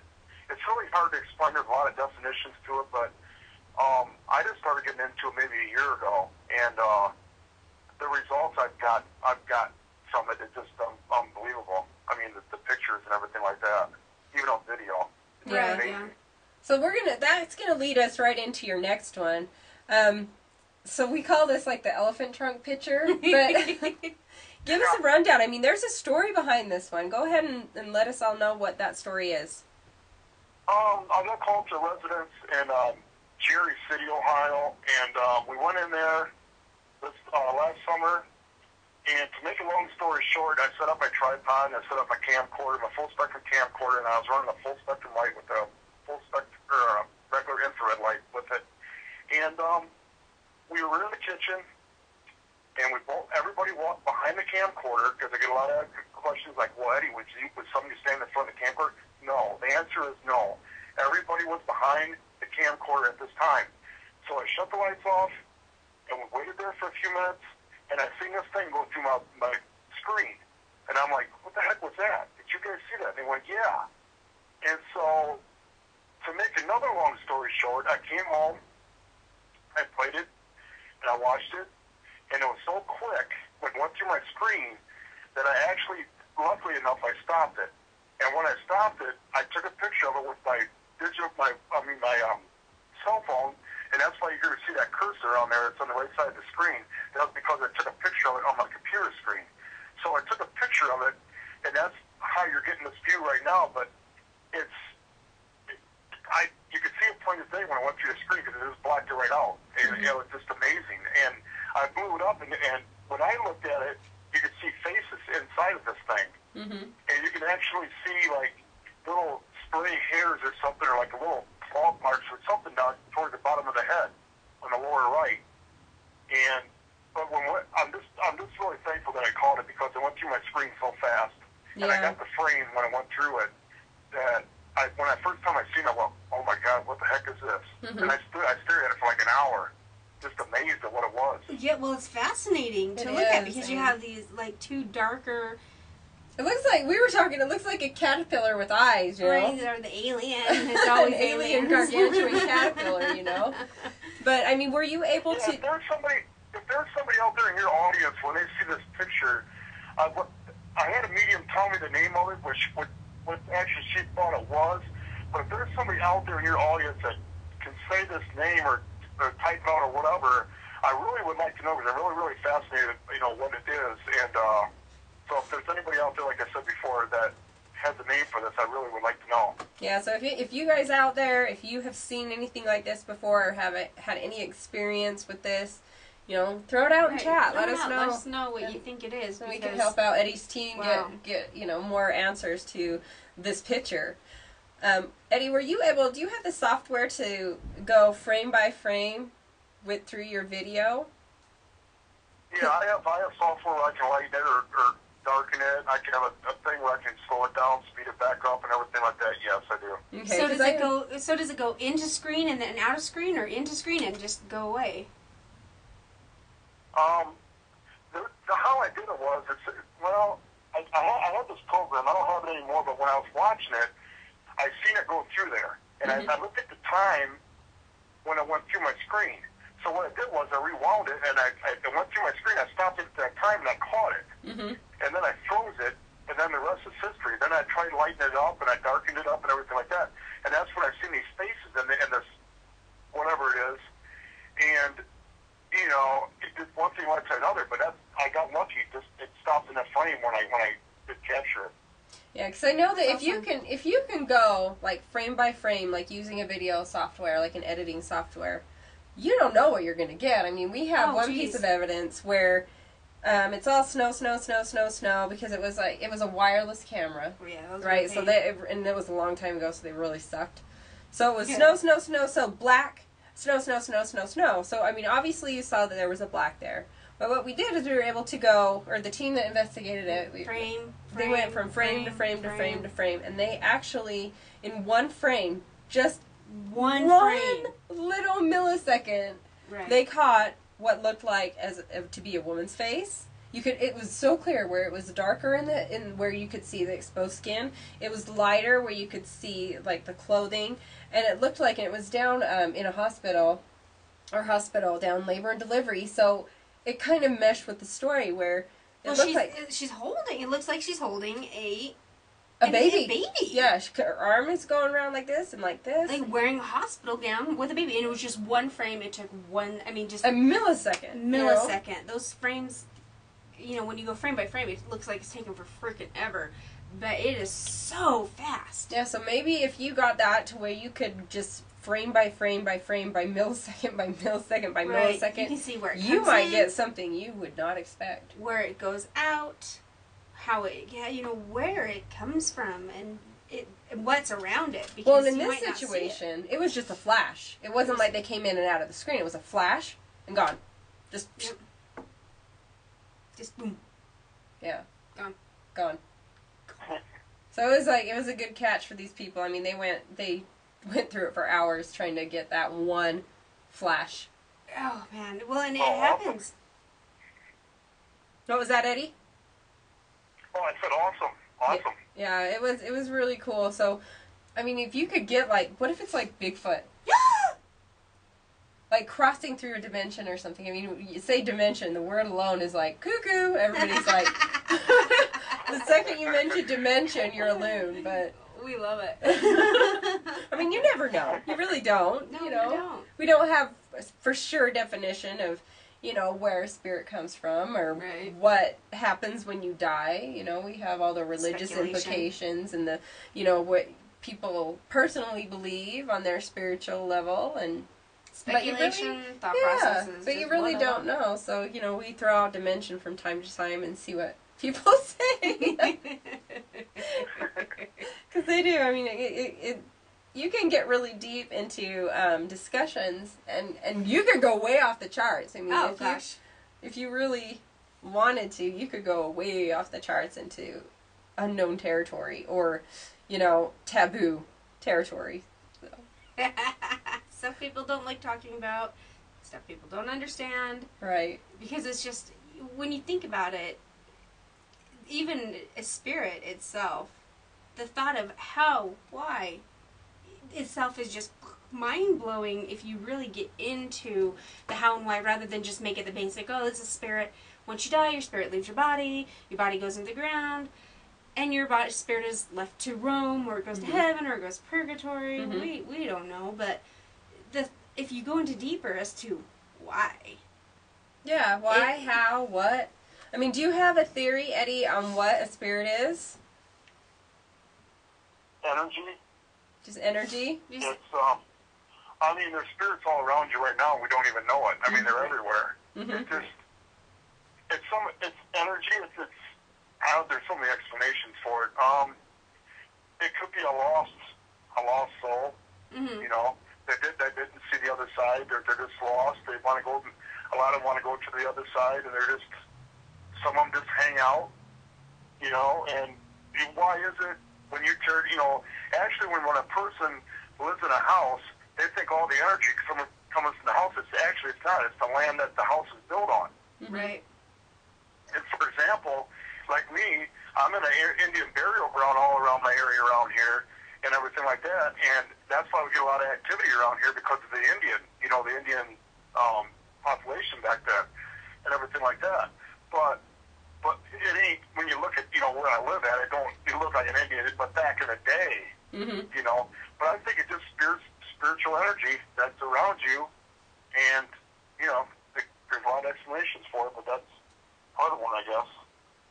Yeah, that's a good one. I mean, that's definitely one of the more popular theories that float around. I mean, it's always, like I said, it's good when you can have some common theory that you focus on and that you can relate with other people. Well, you never know, because one day it's going to hit you in the face that something's different. Bam! Oh, I've said bam. it before and I'll say it again. Bam! Just hit you. Yeah, you think you got it. You think you know the answers, and then bam! Hit you every time. Well, and then another thing is, I was asked not too long ago, well, if spirits are all around us, how come you don't pick them up every time on recorder? How come you don't pick them up on your full spectrum? How come you don't pick them up on EVPs? How come you don't get this all the time? If they're all around you, why? And I said, they're shy. They're shy. I mean, can you elaborate? You know, it's really hard to answer that kind of question because we really don't know for sure why. I mean, do you have a theory on that? We really love theories here on the show. Well, say for example, you go into a room and you have all this equipment, all your recorders, all your camcorders, whatever you have, and you go in a room, and this spirit, and you have a spirit talking to you. Actually, it's there, and it's talking to you, but your recorders ain't picking it up. And they're saying, well, I'm answering your question, why ain't you responding? And everything like that. Well, if you come out and you said, before you even start the investigation in a room or whatever, you say, okay, I have all this equipment here, I cannot hear you, but this equipment is made for me to listen to you and to explain to me where you're at or whatever. It's not here to harm you and everything like that. And then the spirit, hopefully, will understand what you are saying, and you might get a better response that way than just going in there and just start blah, blah, blah, blah, blah, and talking. Right. They'll feel more comfortable with the equipment and everything that you have there, and the reason why it's there with you in that room while you're doing your investigation. Right, and we do the same thing. We tell them that this is a recorder, we can rewind and play, and sometimes we'll play it back for them, you know, so they know what's going on. But not to act, think they're stupid, but what if we're dealing with somebody pre-recorder time? We have to give, we don't know. And so, we explain what's going on, and then we tell them, we're going to listen to this, but we are coming back. So if you have a question, or if you have an answer or a statement, hopefully we will hear it in this recorder, and we will come back and help you to our best ability. Yeah, because one thing that we have touched on many, many times is, as a team, you're going out and investigating these residences or these businesses or just location in general, whatever, cemetery. I mean, sometimes you end up sticking with that family or that client for years. Oh, man. And helping them out, because a haunting can go on for a very long time. Well, and there was this one paranormal show, and they asked the lady, I don't know what happened off air, but it really got to me, because they're like, are you here because of you're looking for your hidden gems, you're looking for your hidden treasure, and it had been found like 50 years before. And the response is, yes. Crap! Go and tell her, sorry, they've been found. You can move on, you can move forward if there is an on and a forward, but don't stay around and look for something that's no longer there. And I found it to be frustrating for me, because there are people without bodies that are looking for help. They have no real way to reach out necessarily. Well, and then why are they looking for those gems in the first place? I mean, right. they can't use them. Do they know they can't use them? I don't know, and that's the thing. So why then? I mean, right. I think you really have to. I think Grant said it Follow last week. up. What it's huge. Grant said on the last show, what is your goal? I mean, are you there to help the family? Are you there to help the spirit? Or are you there to help you? I mean, right. seriously, you have to really put into perspective the goal. Because if you're there because the family or the business person or whatever contacted you to come in and to do a job. But at that point, when you find out, what it is you're dealing with, what entity, do you have a man, a woman? Can you right. find them in history? And then, what do you do at that point? It's right. not that you just go and say, okay, here's the evidence that I caught. This is what we believe is going on. I mean, you have to go one step further. Right. If you're really going to be helping in the long run and not just out to get an EVP or a photograph or a video. It's not a one-night stand, people. Yeah. I mean, seriously, there is a lot into it. And have you ever found, Eddie, that you have repeat callbacks from clients that are continually having issues, or even spirits? Have you ever met a spirit that you can relate with and you really want to help them out? Because like we said, they are people. They are people.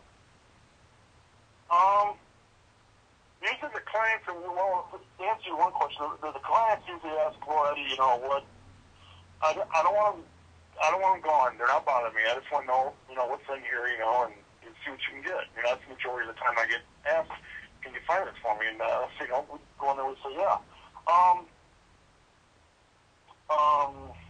The other part is, I got to think for a minute, all the investigations I did. Basically, I'll go in a room or whatever, and I'll ask questions, and I get good responses the majority of the time and everything like that. But usually, you do your cleansing. If you run into a negative spirit or whatever, the client will say, "Well, if you find a negative spirit, I want you to cleanse it out of the house." Mm-hmm. Okay, so you go in there and you cleanse it out. And I did that a few times myself. We do that too on our team. But there's just so many valuables, to when you go into a residence or whatever to find out. But a lot of teams, they just want to do it for the fun of it. They just want to go in there and just get their joy off of it by doing it. They don't want to go in the technical side and helping a family out or whatever, things like that. And we're just the opposite. We're trying to help the families out and trying to get evidence for them and everything. But I don't know. There's just so many valuables to it. I don't know. But, yeah. I mean, a lot of people, and I don't think even we as a team realized how involved you can be. And I know that you guys haven't been operating for a very long time, even though you've had lifelong experiences and lifelong interests. But when you're 10 years down the road in a team and you've got a client from maybe 5, 8 plus years ago still contacting you, a case you're still working on and continuing to work on. I mean, I think that is something a lot of people don't know. I mean, there's been times when, because Kathy, she's the one who's, I guess it depends on who is the contact for the individual, for the client. Right. But I know that Kathy's had some people that have contacted her in the middle of the night, like 2, 3, 4 in the morning, saying this spirit's doing this again. And I think that we really, really need to educate people who are going out and starting these teams to the fact that you are responsible at that point. Right. When you go into that house, you are responsible from that point on, no matter how long it takes. No matter how many teams you switch to, or if you go out on your own, like, you know, we're freelancers. Yeah, we're so we go and help everybody else wherever they need it, you know. We do a lot of things with groups, we do a lot of things individually, but you have that obligation to help that person at 2 in the morning. It doesn't matter. I mean, obviously you have to have a boundary. There's boundary. I've had to set boundaries several times, but if they're scared out of their mind, you know, if things are getting thrown at them, then, you know, they need to call and we'll go and help them. But if it's like, well, my TV turned on by itself. Well, are you scared? No, I'm just letting you know. Well, it's 2 in the morning. Okay, log that.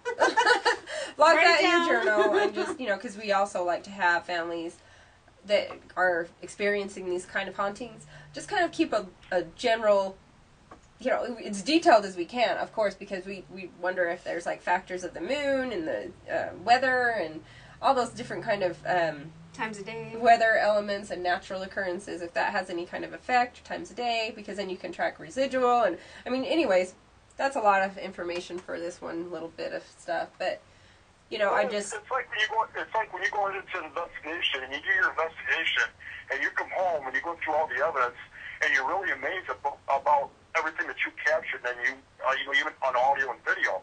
It's amazing the things you can get. But then on the other side of it, the second part of it, it's amazing that you're showing the client or whoever that wants to see this, what the expression is on their face and everything. Like I did a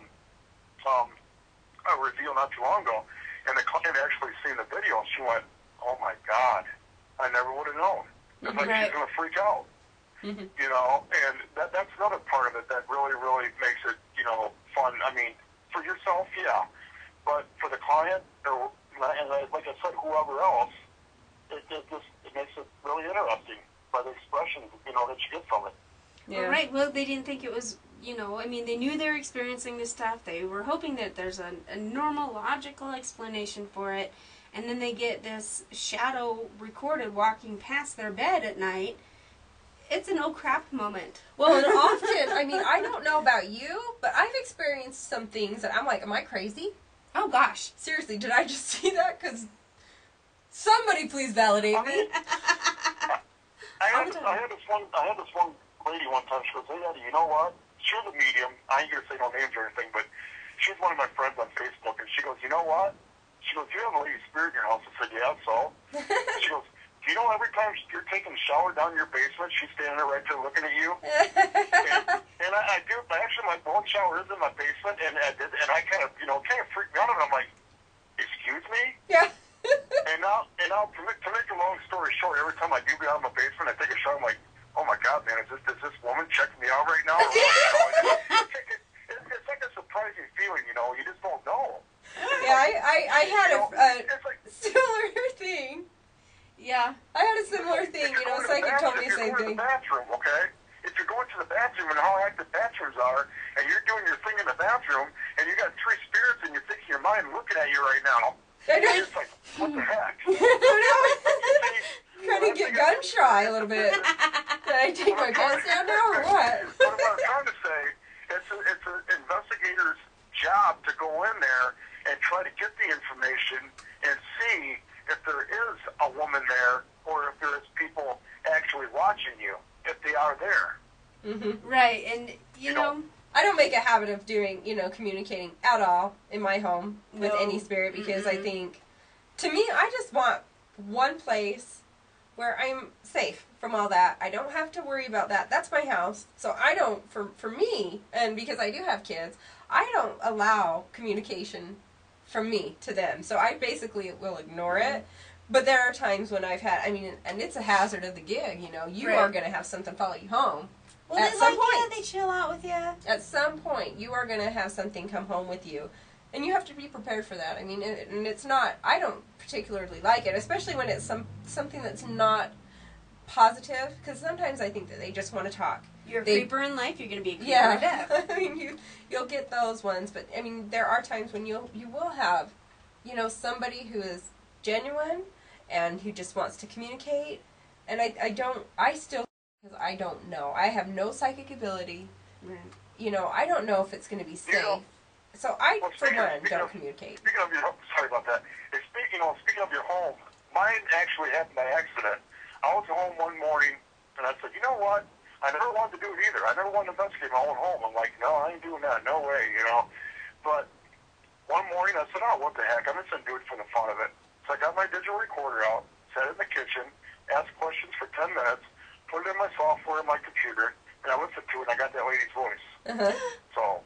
Well, everybody has their own. She leaves me alone, I leave her alone, so I just leave it at that. Yeah, it's your prerogative if you want to do that, but for me, I don't do it, and anybody that doesn't really, I think you really have to be prepared for what you could possibly get before you do that. I mean, and then take on, the consequences. Right, they know you know. Right, are you prepared to have somebody constantly talking to you from that point on? Yeah. The thing is, speaking of the consequences, if you treat it with respect and you're really nice to it, and you actually tell them that you're not here for no harm, I just want to know who you are, and we're just going to leave it at that, everything should be fine. In theory, that if you want to treat it bad and you start swearing at it, then you're going to be asking for trouble. Well, but then there's also the flip side where... You're a grouch in life, you're a grouch in death, they follow you home. Yeah, what if it's a jerk that doesn't really give a crap if you respect them or not, and they don't respect you? I mean, you have to be aware of the consequences. Yeah, just... is basically what I'm saying, because, I mean, negative hauntings are far and few between. Right. We've never experienced one in a residence. I mean, we've experienced really kind of jerk-off people. Right. And we've also had negative stuff in our, location, our haunted location that we do tours and investigations out of. But, that's another thing, like I was saying. Be aware of the consequences if you're going to, for any viewers out there that, think they've got something, be aware of the consequences of talking to the spirit in your house. You're opening up that window of communication. Exactly. Right. Well, and I don't do any investigating in my house, but it was like 2 in the morning. My dog started barking. I was in the bathroom straightening my hair. Why I did it at 2 in the morning, I don't know. I couldn't sleep. Might as well. Right, part of a chronic pain person, My pug started barking. Why Tyler was up at that time either, I don't know, but it's summer, so I don't care. 2 a.m., and he shoots up off the couch, and I walk out into the hall, and we both see this huge dark figure cross the entry. I have an arch entryway into my kitchen. We both see it. I panic, and I'm like, Tyler's like, I seen something. I'm like, oh, it's okay, I'll go check it out. No big deal. Inside, she's gone, oh, crap! Not in my house. And so I go out and cross my kitchen, go out and look on the back deck, make sure the doors are locked. But I knew it was in the laundry room because the door was cracked. I knew where it was. I'm like, oh, it's good. There's nothing here. Nothing. I go and wake up my husband. I'm like, just seen something. I'm too scared to go into the laundry room. And he went and checked it out, and he's thinking it's a person.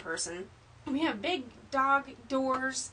People can crawl in and out of there. They're big. It was meant for my lab when she was alive. And I'm like, it happens to me. It happened to me when I was a kid, and it still happens to me, and I try to block it out, but I open the door, boom, right there in my face. I hate it. I've always hated it. Will never like it. I remember sleeping, waking up because I felt somebody, and I opened my eyes, and boom, they're right there in my face. I don't like it. I've never liked it, and that's why I have my, again, safety flashlight. Safety flashlight. Because it's right in my face, and I don't like it.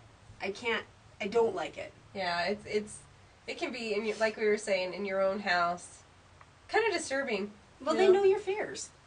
I think they do. I think they know you. Well, if you think about it, I mean, the level that they're on, or plane, or dimension, whatever you want to call There's it. that word again. Yeah, there it is. I'm freaking y'all out now.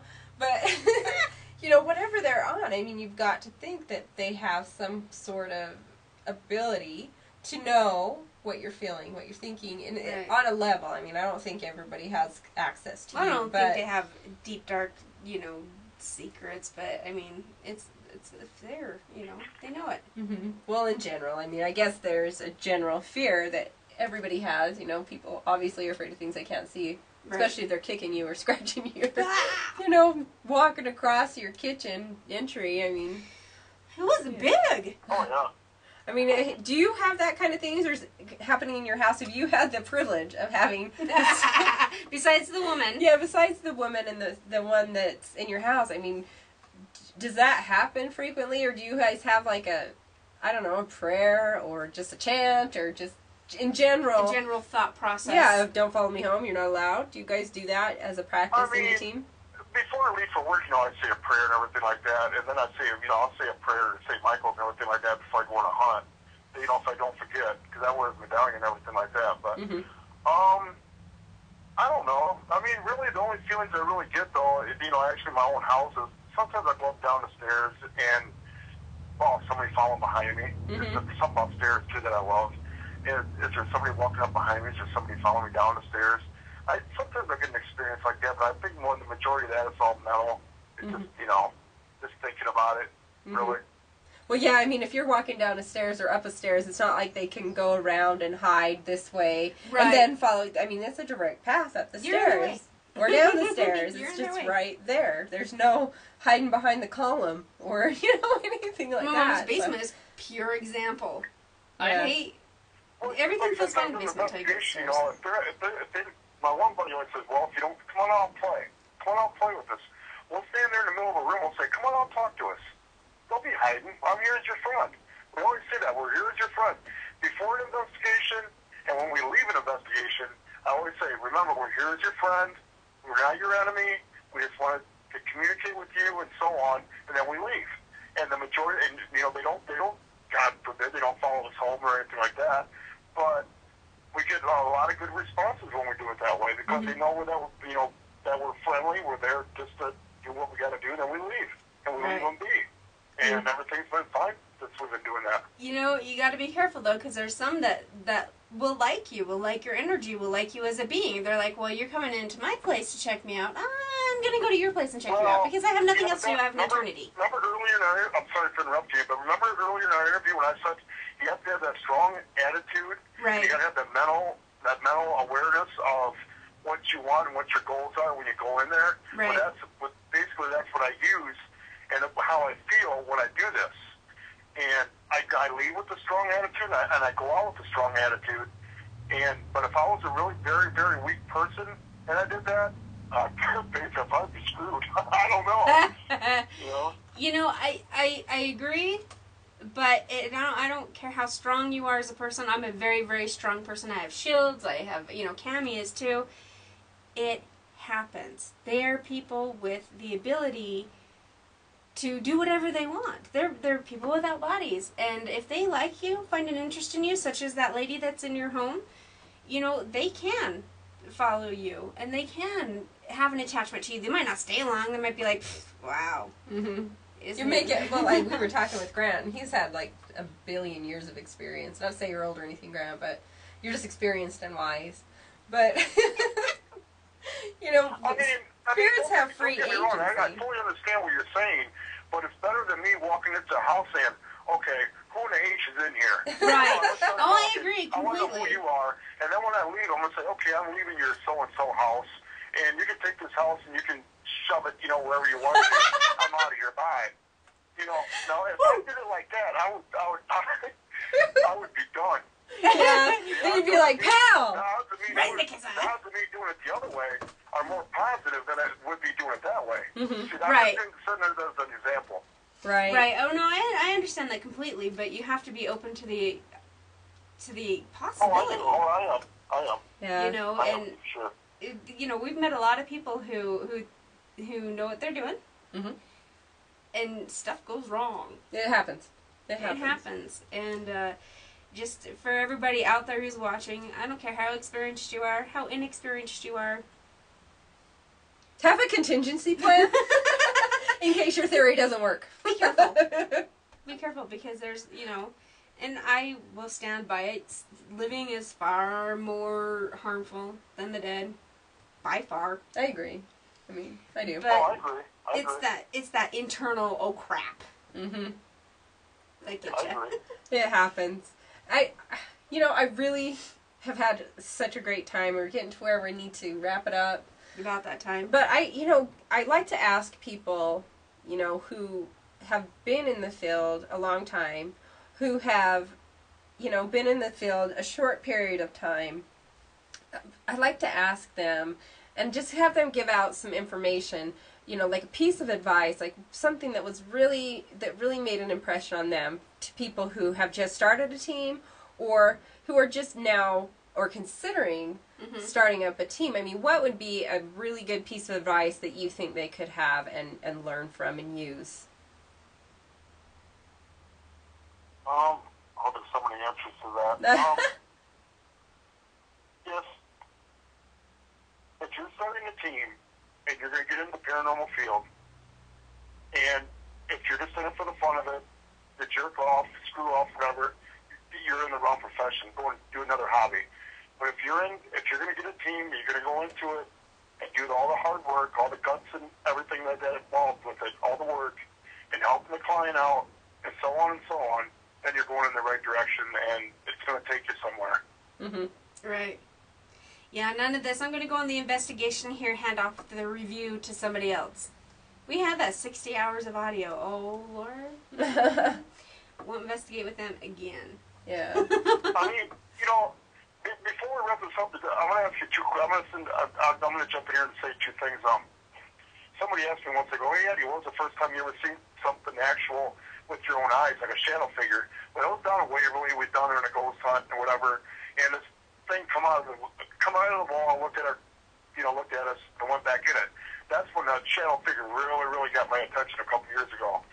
And then, you always get these questions asked about the ghost hunt shows. Well, Ghost Hunters is my favorite, but I don't like taking no favoritism and everything. I like Ghost Adventures. I mean, they have bad and good, but the thing I like about them guys is it's very entertaining. Yeah, I give them that. But they're raising the field of the paranormal. They're making the paranormal world more well-known throughout the world about what it's about and everything like that. And I think the Ghost Hunters and your Ghost Adventures and so on actually are bringing the paranormal field to more popularity and making people more aware what's out there and what you're seeing and so on and so on. So I just wanted to throw that out there, get that out there and let open. Yeah, I mean, you also have to take into consideration, because we did have Ghost Adventures come and investigate our hospital a few years, 2-3 years ago. I can't remember what it was. And, I mean, they did really good as far as, like, staying true to stuff. But you also have to keep in mind that they are out for ratings and for entertainment. Right, so, and it's not necessarily them. They have producers and networks that they have to answer to that can change the entire playing field. Mm-hmm. Yeah, they can change the whole course of the direction of their investigation. Right. So, I mean, you also, as far as, like, that kind of thing, as far as the TV shows. Speaking of that, why doesn't, have you noticed that Zach don't provoke like he used to? Oh. No comment. That's when we first started, because I think the producers kind of said, hey, kind of back off a little bit here. Well, we can speculate as much as we want, but what, the point I was getting to is when you see things being done, on the shows, keep in mind that they have a life that they have to live. They have to make money. They have to get ratings. Before you go and take it as fact, go out and try this. Try these techniques. Right. Investigate these places. Don't just throw out a judgment. Think for yourself. Think for yourself and take your knowledge of what you saw on them, implement it into what you are doing, and really use it. Is it just for camera that it's being done? Is it just for ratings? Or is there some legit fact to this? Or just some kind of something solid to that? Right. Because you really do. I mean, they have done it. They are investigators, true blue investigators. They've done it all over the place. Probably have more experience in various, different locations than a lot of us can ever claim to have. I mean, seriously, what kind of awesome you know, experiences have they had being able to travel to different countries, travel around, you know, all of across the United country. States with nothing holding them back. You know, and so, you know, I really, like you said, absolutely hats off to those who are bringing more awareness, who are trying to put out, you know, more fact about, you know, or I guess more explanation for things that are going on, who are really researching this, but also take with a grain of salt, think for yourself, you know, and recognize these people for what they really do, because, right. definitely. Well, because not everybody can get their thoughts and opinions and theories out there for, you know, on a network for everybody to see. It would be nice because, I mean, everybody we talk to thinks the same but has different ideas, if that makes any sense. You know, they, you know, and that's why we do what we do. Sure, we're not on a network yet. Paranormal. I'm winking. We are on this. We're on this network, but it's not syndicated. You know what I mean? Right. And So, we're doing this on our own entertainment. You know, our own. But our own passion, our own love of it, and we love that people like you are willing to come on and talk with us. And absolutely. I mean, we really have a good time. We really do. I love to see the evidence. I love to hear the theories, and I love to laugh. I mean, so well, and so do our reviewers. They love the realness. They love, you know, the real of other people's evidence and be able to make their own decision. Right. So, Eddie, thank you so much for coming on. We had a great time. It was fun. It was really fun. It was really fun. It was. For sure. I love it. Love it. And appreciate you taking your time out today to come on and talk with us and share your experiences and some of your evidence with our viewers as well. So, thanks, Eddie. Thank you very much. Thank you very much for having me on. Thank you very, very much. Well, we're going to keep up and keep watching your progress and keep in touch with us. We want to, for sure, you know, get you back on sometime and see what kind of new developments you and your team have. And, you know, we'd love to follow, you know, progressions. It's awesome. Well, we love watching people. We'll keep you up to date. What was that? We'll definitely keep you all up to date. Oh, good. Good. Well, thank you very much for coming on. We had a great time. Thank you. All right, and we will talk to you later, Eddie. Okay, thank you very much. All right, have a good night. Okay, you too. Okay. Well, that was really fun. Right. I love the theories. I love all of that stuff. Yeah, me too. I mean, yeah. And I think that next time we have, God, who do we have next time? You know, it's the 11th, huh? Is it the 11th already? Carolina Ghost Girl. Carolina Ghost Girl. Tamara. She's a psychic and medium from North Carolina. I have talked to this woman we both talked to this woman for over a year. We just love her. We're going to be doing call-ins. What I need you to do is email wwpn1@hotmail.com. Give us your name, you know, a question, and then we'll get back to you. I believe we'll be able to take 2 or 3 callers. Well, just depending on how long it takes to get each person reading out, you know. So if you do have a question that you want, or just a reading in general, go ahead and go to wwpn1@hotmail.com. Send us your name, your number. We will give you a call. It's, you know, we're going to go through the, you know, chain of command. First served. First come, first serve, I guess. And we'll go through that. So if you do have anything that you want our Carolina Ghost Girl to answer, or just a reading in general, do that. And we will, love it. We'll definitely get to you if we can. Right, that's right. All right, you guys, I think that wraps it up. And remember, we are not alone. All right, guys.